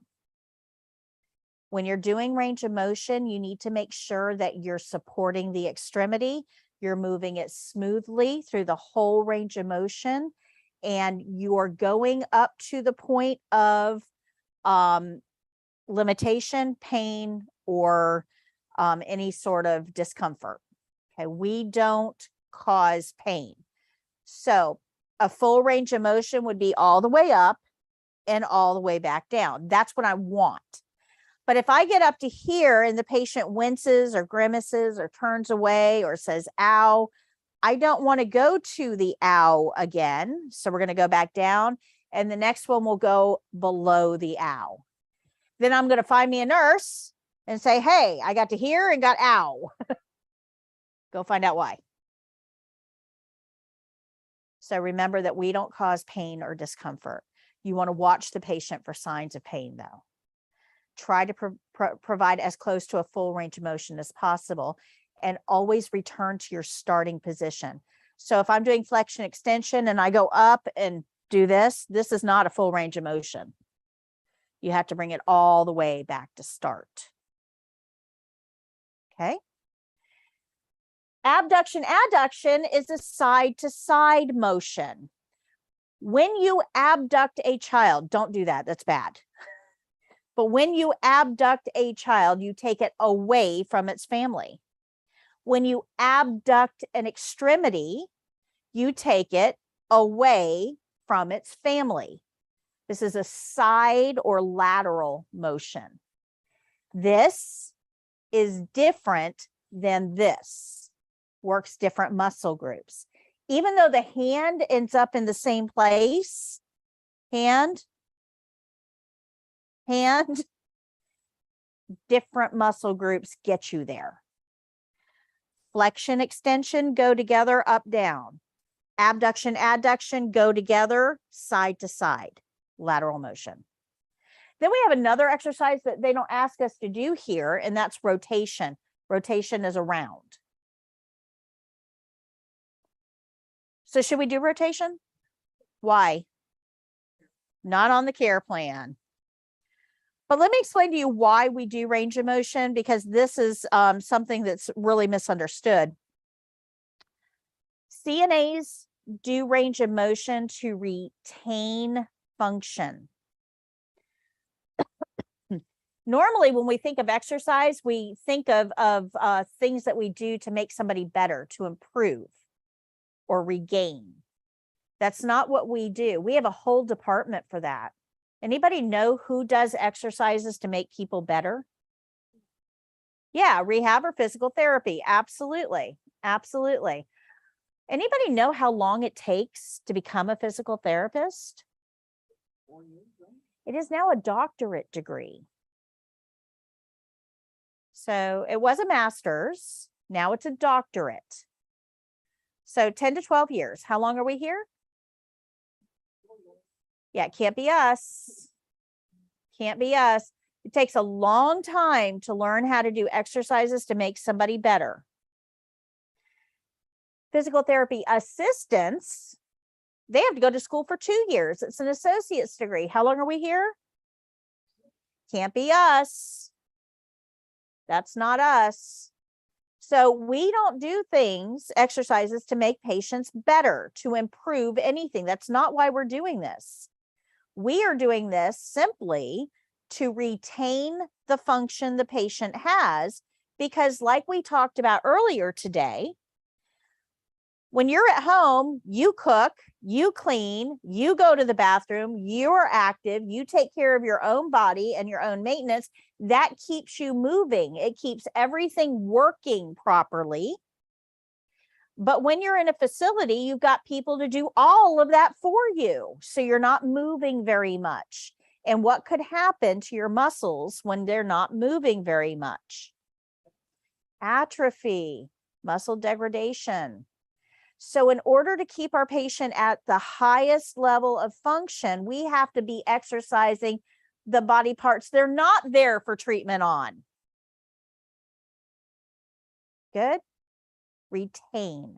That's what we do. We retain. So it's really important that we follow this care plan. Exactly. Because if we're in there, if the care plan tells us to perform exercises on the resident's left shoulder, and we go in there and do the right, we don't know what's wrong with the right shoulder. We could injure the patient. They have physical therapy for that, not us. Make sense? Okay, so let me tell you a story that helps make this a little more real. And this is a story about Frank. Frank is a gentleman in his 70s. His wife recently passed away, so he's a widower. And he's very, very active. He lives across the street in the big retirement community over there, drives his little golf cart all over the place, plays tennis, plays golf, plays bridge, active in social circles. He's like in good shape. And he and his brother Ralph play tennis every Tuesday, and they are super competitive on the tennis courts. I mean, super competitive. And on this particular day, Frank went to hit a volley over to Ralph and really wailed on that ball. And when he did, he felt something in his right shoulder give way. Click. Uh-oh. Drop the racket, off to the ER they go. ER doc says, good news, bad news. The bad news is you tore your rotator cuff, and I'm assuming you're right-handed. And he says, yeah. He says, that's bad news. Good news is the surgeon has an opening tomorrow, can do surgery and fix you right up. He says, well, sign me up. I can't go home like this. So he has surgery. And 2 days later, the discharge planner comes in. She says, you have to leave, but you're going to need some help because you can't drive. So you need rehab, and you can do that on an outpatient basis, but you're going to need to get back and forth. You're also going to need somebody to help you with bathing and dressing and grooming, and somebody to cook meals for you because you can't do all that yet. Do you have anybody at home that can help? And he says, no, my wife passed away. My brother still works. I'm all alone. She says, what about a rehab?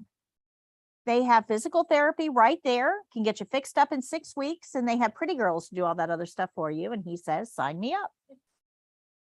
So here he is at our facility. And as the RN, when he comes in, I do a full head to toe assessment. I'm looking for real problems, Ann, potential problems. So I'm going to look him over really good and work up a plan. And I'm going to ask you to help him with bathing, dressing, and grooming. And I'm going to ask you to help him cut his meat and open his milk. And I'm going to have you help him with, attending activities and getting to physical therapy and that type of thing. And at the end of 6 weeks, we all did a fantastic job, and that right arm is good to go, and he'll be back on the tennis courts in no time. And we did a really, really good job. But how much work has that left arm done while he's been here? You've been doing all of his bathing, dressing, and grooming. You've been doing all of his cutting meat and opening milk. You've been helping him, socialization and getting around. That left arm hadn't done a thing since it's been here. So what do you think is going to happen to it? Yeah, it's going to get stiff. The muscle mass is going to decrease. It's not going to be in good shape. So the good news is we fixed his right arm. Bad news is we broke his left. Did we really help him? No, in fact, he's in the same condition that he came in, just reversed. We did not do a good job with Frank. Now we can pat ourselves on the back because, his right shoulder did well, but not at the expense of his left. So let's rewind back to the day that he came in.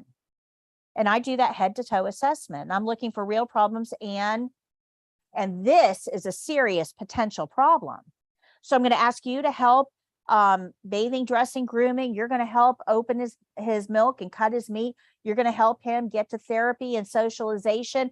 And I'm going to ask you to help him with range of motion exercises on the left shoulder twice a shift.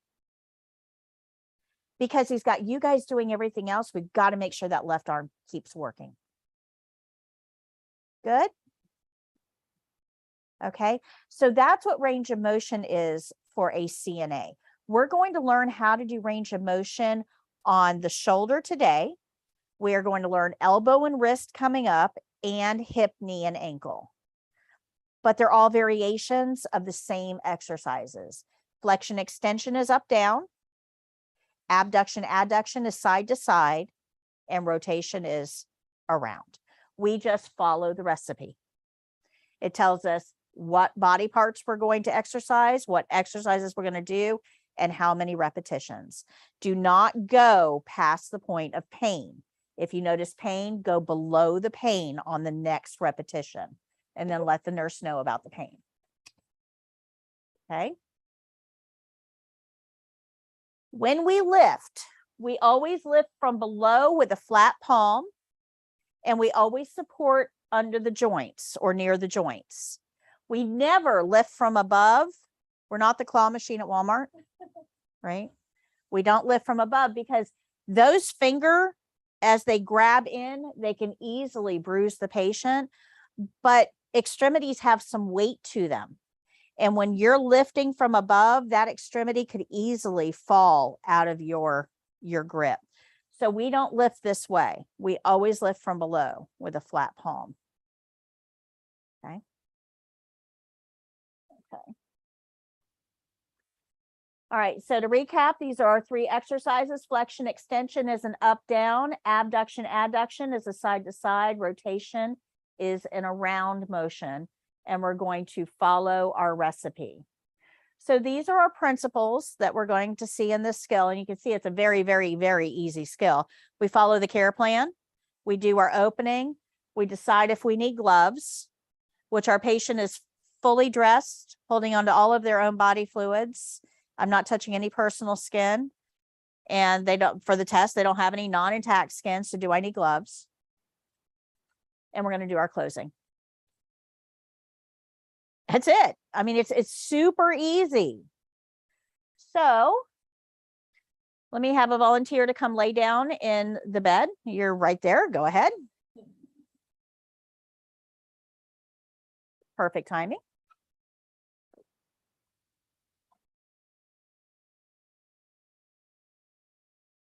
Okay, so this is my second skill.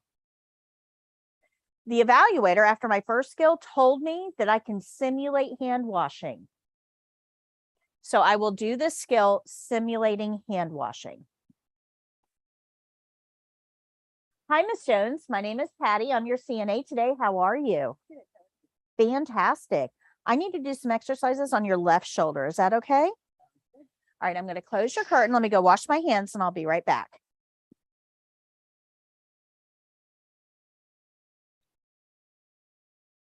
I would wash my hands now. All right, I'm going to do all the work. All you have to do is let me know if there's any pain or discomfort as we do this, okay? First thing I'm going to do is bring your left arm up above your head like you're asking a question and then back down to the bed. So I'm going to support at both joints. We're going to go all the way up and all the way back down. Feel okay? Any pain? All the way up, all the way back down. I'm moving slow and smooth. Feel okay? One more.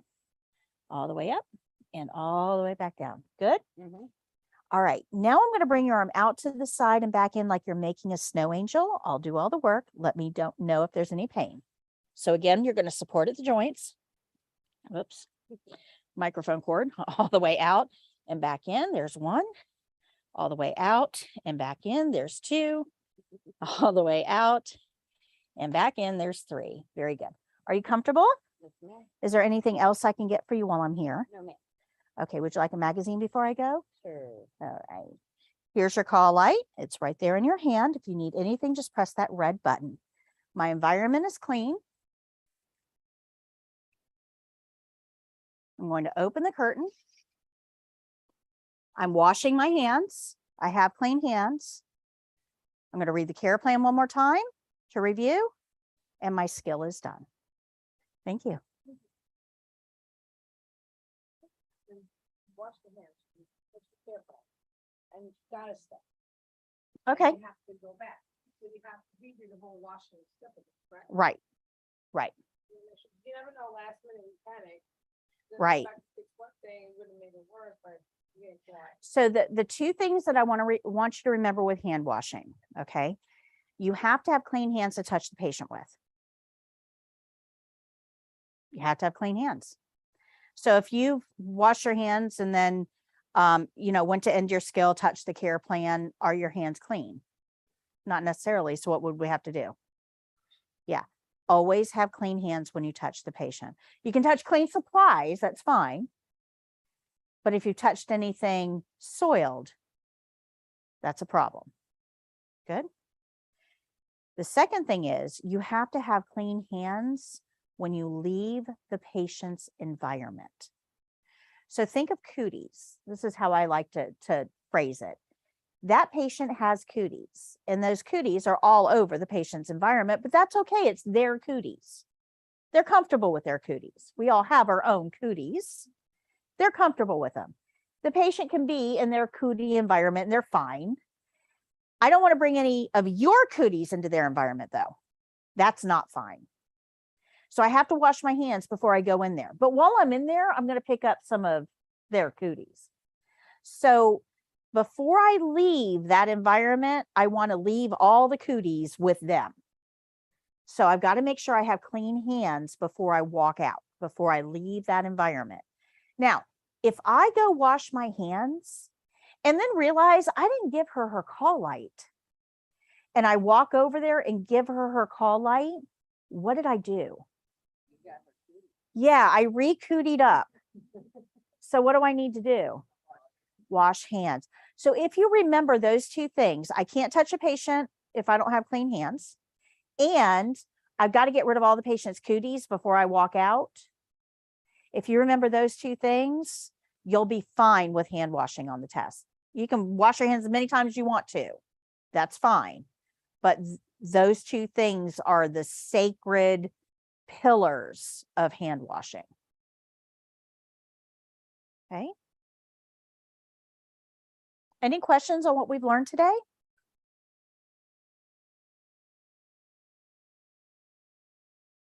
We covered a lot. We covered a lot. Oops. Sorry, guys. I still haven't gotten used to camera switching. So yeah, we've covered a lot of material today. Did I go too fast for anyone? Are you guys comfortable with the class and the pace of the class? And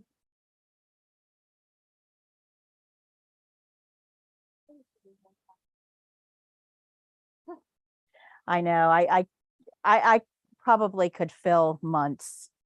All right, so one more thing before I get into the test registration, go to page 76 for me.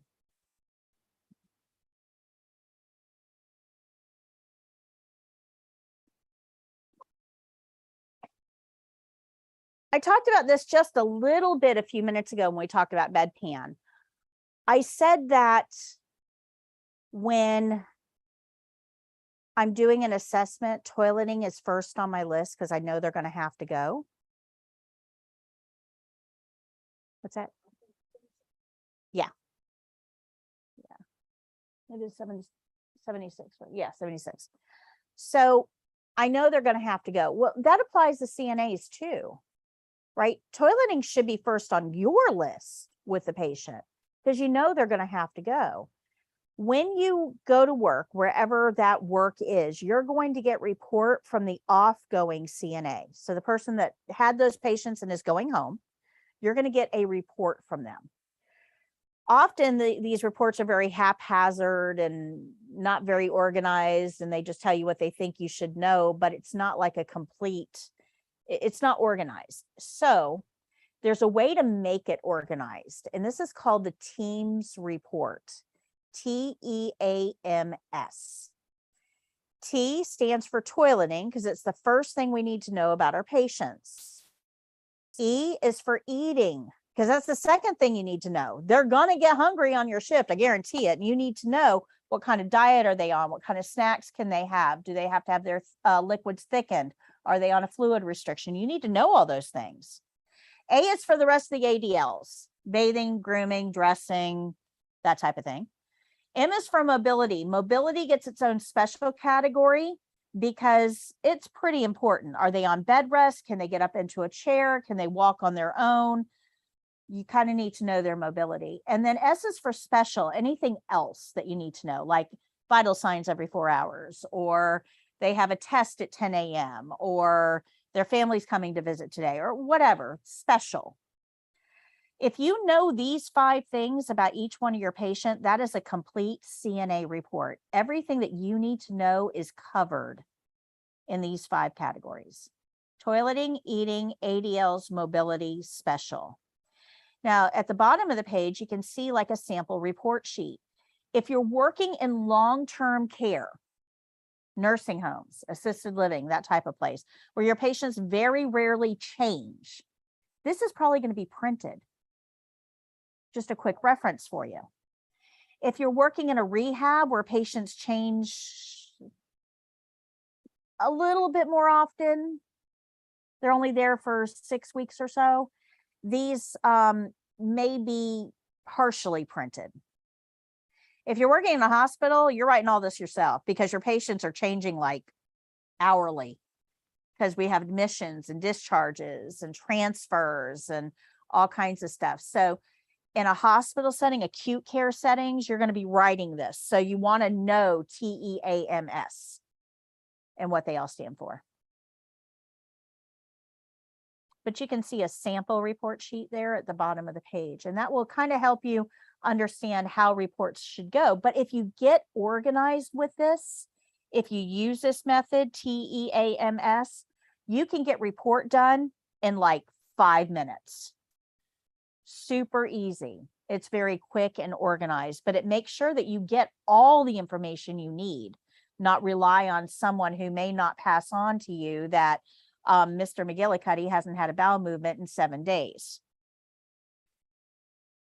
That might be important to know.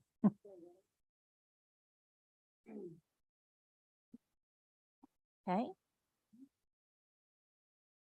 Any questions on that? Okay, so I'm going to pass out the test registration packet and the instructions.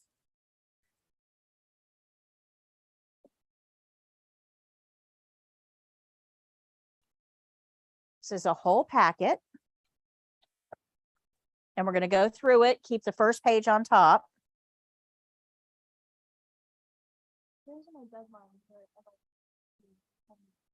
No, no, you're going to register independently. So when you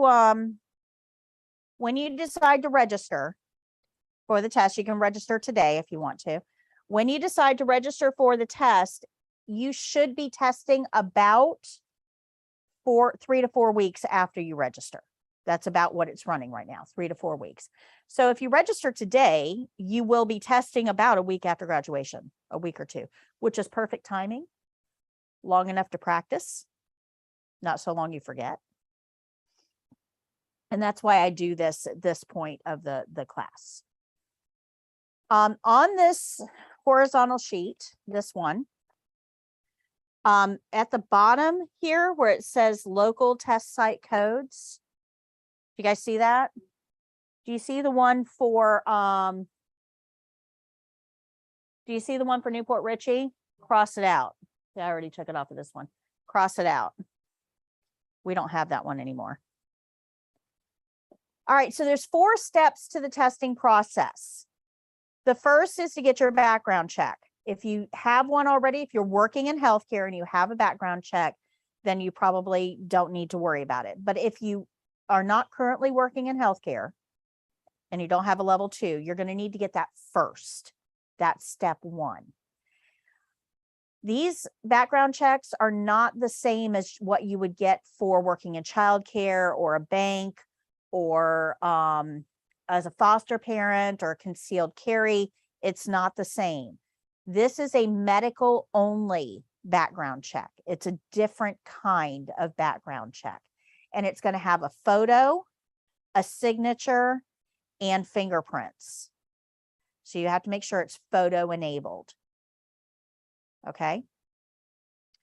Once you have a background check done, let's say you go today and you get the background check, 24 hours later, you can register for the test.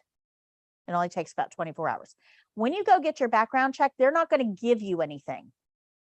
You're going to go, they take your picture, you sign the thing, they get your fingerprints, and that's it. That's all you do. They transmit it where it needs to go. They don't give you anything. You don't need anything. Because if you take it home, you could alter it with Photoshop and now create a crystal clean background.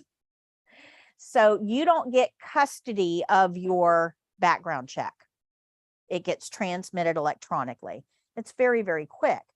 Now here in our area, Deontis is the website you would go to, the first one there in that first column. You would go there to register for your background check, and they have same day appointments or next day appointments. Although with the storm, I have no idea how that's going to affect that. But you want to go there and register and pay. Background check is going to cost you about $80, but it's good for 5 years and it'll work no matter where you go in healthcare. So if you go to the hospital to get a job, they can pull it up. So one background, it used to not be like that. We used to have to get a background check for every job we got. Crazy. Yeah, I have a quick question. I think there was something there, and it's not taken off. I mean, it's still in the process. Oh, if it's not cleared yet, because they have an extension. So what happens if I did it and then the court was like 2 days later and it was cleared? Then what happens? Okay, so you're not going to, you won't know. Okay, what happens is you register for the test. We're going to get here in just a minute, but you register for the test with Prometric. There's three people involved in this process. There's you, testing person. There's Prometric, the agency that is going to test you. And then there's the Board of Nursing who oversees it. So three people in this process. You apply to Prometric. Prometric pulls your background check, bundles it up, and sends it to the Board of Nursing and says, hey, this person wants to test. The Board of Nursing looks at your background and decides whether you're safe to work with grandma. If you're not safe to work with grandma, they're going to give you an invitation to come meet them so they can meet you in person and ask you some questions about why you think you're safe to work with grandma. And if you convince them, they'll give you a chance. It's not an automatic, oh, you have a criminal history, denied. Doesn't work like that. They look at how long ago the offense was. If it's just one offense or multiple, like if you have a pattern. They look at whether you completed all the requirements, like your fines, your community service, your jail, whatever. And they look at how severe the situation was. One shoplifting charge 12 years ago, not really going to worry about it. 12 shoplifting charges, and the last one was last month. Yeah, grandma's candlesticks are not safe with you. They're going to look at those types of things. And then the Board of Nursing is going to make a determination. Are you safe or not? If the Board of Nursing says that you are cleared to test. And then that's transmitted to Prometric, who will issue you a test date. So that's what you see here. You see the background check. You're going to submit your application. And then you're going to get an email from Prometric in 3 to 5 days, or 1 to 3 days. I'm sorry, 1 to 3 days. That email is going to say whether they found your background check. It'll tell you if your application is complete, like, did you sign it? Is everything filled out? Did the payment go through? Application complete. And if the FBI background status part says record not found, that means they did not find a level 2 background check on you. You need to go get one because they have nothing to send to the Board of Nursing for you. You can't argue with them. If I had a background check done, if they didn't find it, they're not going to listen to your argument. Just go get another one. Okay. They don't listen. They will then package all that together, send it to the Board of Nursing. It takes about 7 to 10 days. Please bear in mind that we are under a hurricane. Everything is shutting down. So this may be delayed a little bit, but about 7 to 10 days later, you will get an email from Prometric with your test date. Open the attachments. Super important. Open the attachments when you get emails from Prometric. Okay. So let's go through the application really quickly. We're not going to fill this out together. Most of this you can do on your own at home. There are a couple things that I do have to go over with you though. On the first page of the application, there's a stop sign. It says, please make sure your name is your name. When you put a name on here, you have to make sure that you have 2 forms of ID that match it. The name has to match exactly. One of those IDs has to have a picture, like a driver's license or a military ID or a passport. The other one has to have a signature, like a social security card or a debit card. The names on those 2 things have to match. Super important. You'd be surprised at how many people get to testing day and they do not have 2 forms of ID that match and they're not allowed to test. They do not give refunds.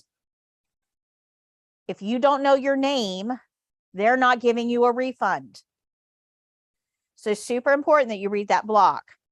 If you need ADA accommodations, you can fill in that box, but then you're going to fill out candidate information. Go on to the second page. The bottom half of the second page is where we're going to pick up here. This is criminal and Medicaid, Medicare fraud questions. I need to explain this really quickly. This is for providers, not if you've had Medicare or Medicaid as a consumer. If you worked for a doctor's office and they got caught doing Medicare or Medicaid fraud, and you went through the whole process and they told you you were not allowed to work in medicine ever again because you know how to defraud the government, you would be put on a special list that would keep you from working in healthcare. That's what this is. Okay. If you have any felonies in your background, you need to see me after class for number 1 and 2. If you have no felonies in your background, you're going to check no for number 1, skip the A, B, C, D, E, and check no for number 2 and skip the A and B. That's if you have no felonies. 3, 4, and 5 have to do with that Medicaid or Medicare fraud as a provider. They're asking if you've ever been told that you can't participate in Medicare or Medicaid because of fraud. Below that is disciplinary history. They want to make sure that you weren't a CNA in Indiana, knocked around some old people, got your license taken away, and now you moved to Florida and thought you could do it here. That's what they're looking at. They're asking if you've ever had disciplinary action taken against you for medical abuse, neglect, anything like that. And then we get to criminal history, and this is way simpler. It just asks, do you have one? If the answer is maybe, it's yes. If you think to yourself, well, maybe, it's probably yes. No, traffic is excluded. Traffic is excluded. Yeah. DUI is not traffic. DUI is criminal. Yeah. For the purposes of this. Yeah, DUI is still considered criminal. Okay. And it says that in bold right there. Reckless driving, driving while license suspended or revoked, driving under the influence, and driving while impaired are not minor traffic offenses for the purposes of this question. The next question under criminal history is asking if you've ever had any records sealed, expunged, hidden, paid a lawyer $5,000 to make them disappear. They didn't. We're still going to find them.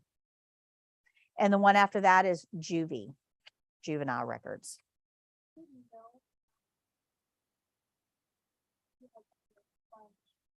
You have, yes, yep. Yeah, if you had a criminal history and it was expunged, it's still considered a criminal history. What if you still had a ongoing, case of most likely to be dropped, but it's postponed court, don't it? If we're misdemeanor after. You'll answer those questions, however they are. They will probably ask you for more information. I can't give you guidance on that.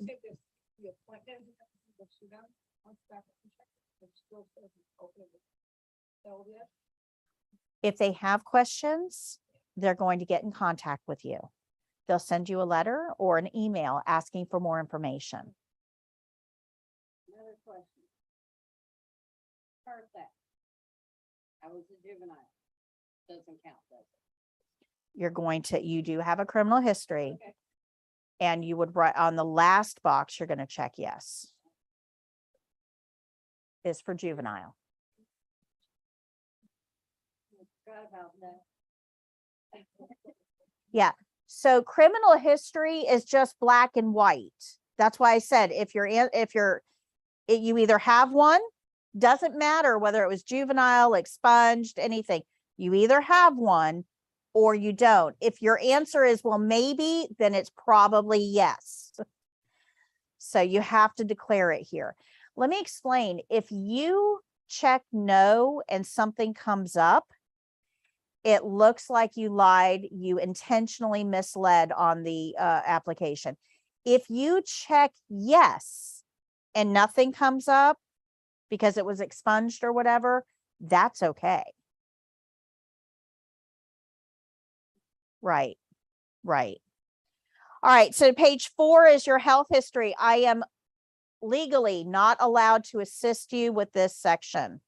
You must read each question and answer it appropriately, and then put your social security number at the bottom of page 4. Page 5 is the part that we really have to get into. Under certification training route, the first section there on page 5, you need to check off E3 Challenger. Do not check anything else off. E3 Challenger, do it now. E3 Challenger. Do not email me in 3 weeks and say I'm not allowed to test because I need your test site code. We don't have one. E3 Challenger. Below that is training information. It asks you to fill that out if you selected E1 or E2. What did you select? That does not apply to us, so put an X through it. That way you're not tempted to fill it out when you get home. This is a test prep. I'm preparing you for the test. Test prep. We do not have a training code. Under that is test site information. You guys are all testing at a regional test site, the second box. And then this paper down here, these test site codes, you're going to select one, and that's what you're going to put in there as to where you want to test. That's this page.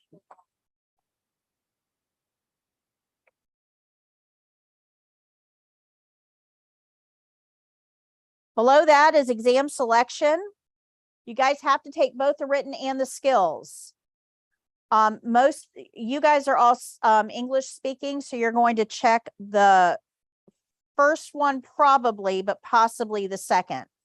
If you want the computer to read the written test to you, if you have a learning disability or dyslexia or a reading comprehension problem, and you want the computer to read the questions to you, check the second option.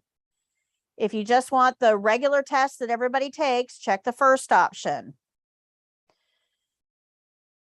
If you want the written test in Spanish, check the sixth option. Because, number two, because it also, you can read it as well and read it. Yes, yes, you can read it on the screen and the voice is going to read it to you as well. Yeah. Well, I will tell you that sometimes, I mean, it's a good idea for some people, but trying to read a question when you have a voice reading the question can distract you. So unless you're used to taking oral exams, it can actually kind of work against you. Choose it if you want to. I mean, it's an option for you that's there, but you need to understand the limitations as well, because it can be distracting. And remember that it's a computer voice. Specifically, no inflections, because inflections can lead you to the right answer. So the cost associated with the choice you made is $155. That's what you're going to send with the application. We're going to talk about that in just a second. Page 6, you're going to check that you have received these 2 pages. They are up here on my wall. You can read them at any time. This is page 1. This is page 2. This is their privacy policy. It's also located online, but you have to check the yes box. And then you're going to read the attestation, sign, and date where appropriate. But you guys can, you now have the paper application. The last page is for payment. It also gives you the address to send the application to. So you can complete this and mail it in. That is the slow boat to China. You can also go to foryourcna.com. Under the testing menu, you want to click test registration instructions. You can, it's the same form, but my instructions show you how to do it online. And I walk you through absolutely every aspect of this. If you register online, it's way quicker. Way quicker. Paper applications get processed slower. Online is way quicker. Where I had you write that site code in, though, this is the big difference between online and paper. It's the exact same form, but the big difference is online, it's a drop down menu. So you would check, look for the one in Tampa and click on it. Good. So all of you've got the paper application that you can use. I would suggest that you take this paper application, use it as a template for the online. But I've got all those instructions there for you. This is today's review sheet.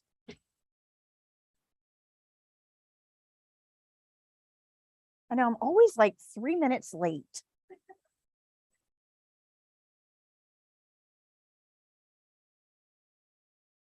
Okay. I hope you guys have a fantastic rest of the day. Be safe. Please let me know if you find bottled water anywhere. I'm on the hunt. Yeah, everybody's out. Okay. Awesome. Send me an email. Okay. Yeah. Oh, that'd be awesome. And you're up on 50, right? Or yeah. Okay. Thank you. I say. Thank you. You too. I'll see you guys on Monday.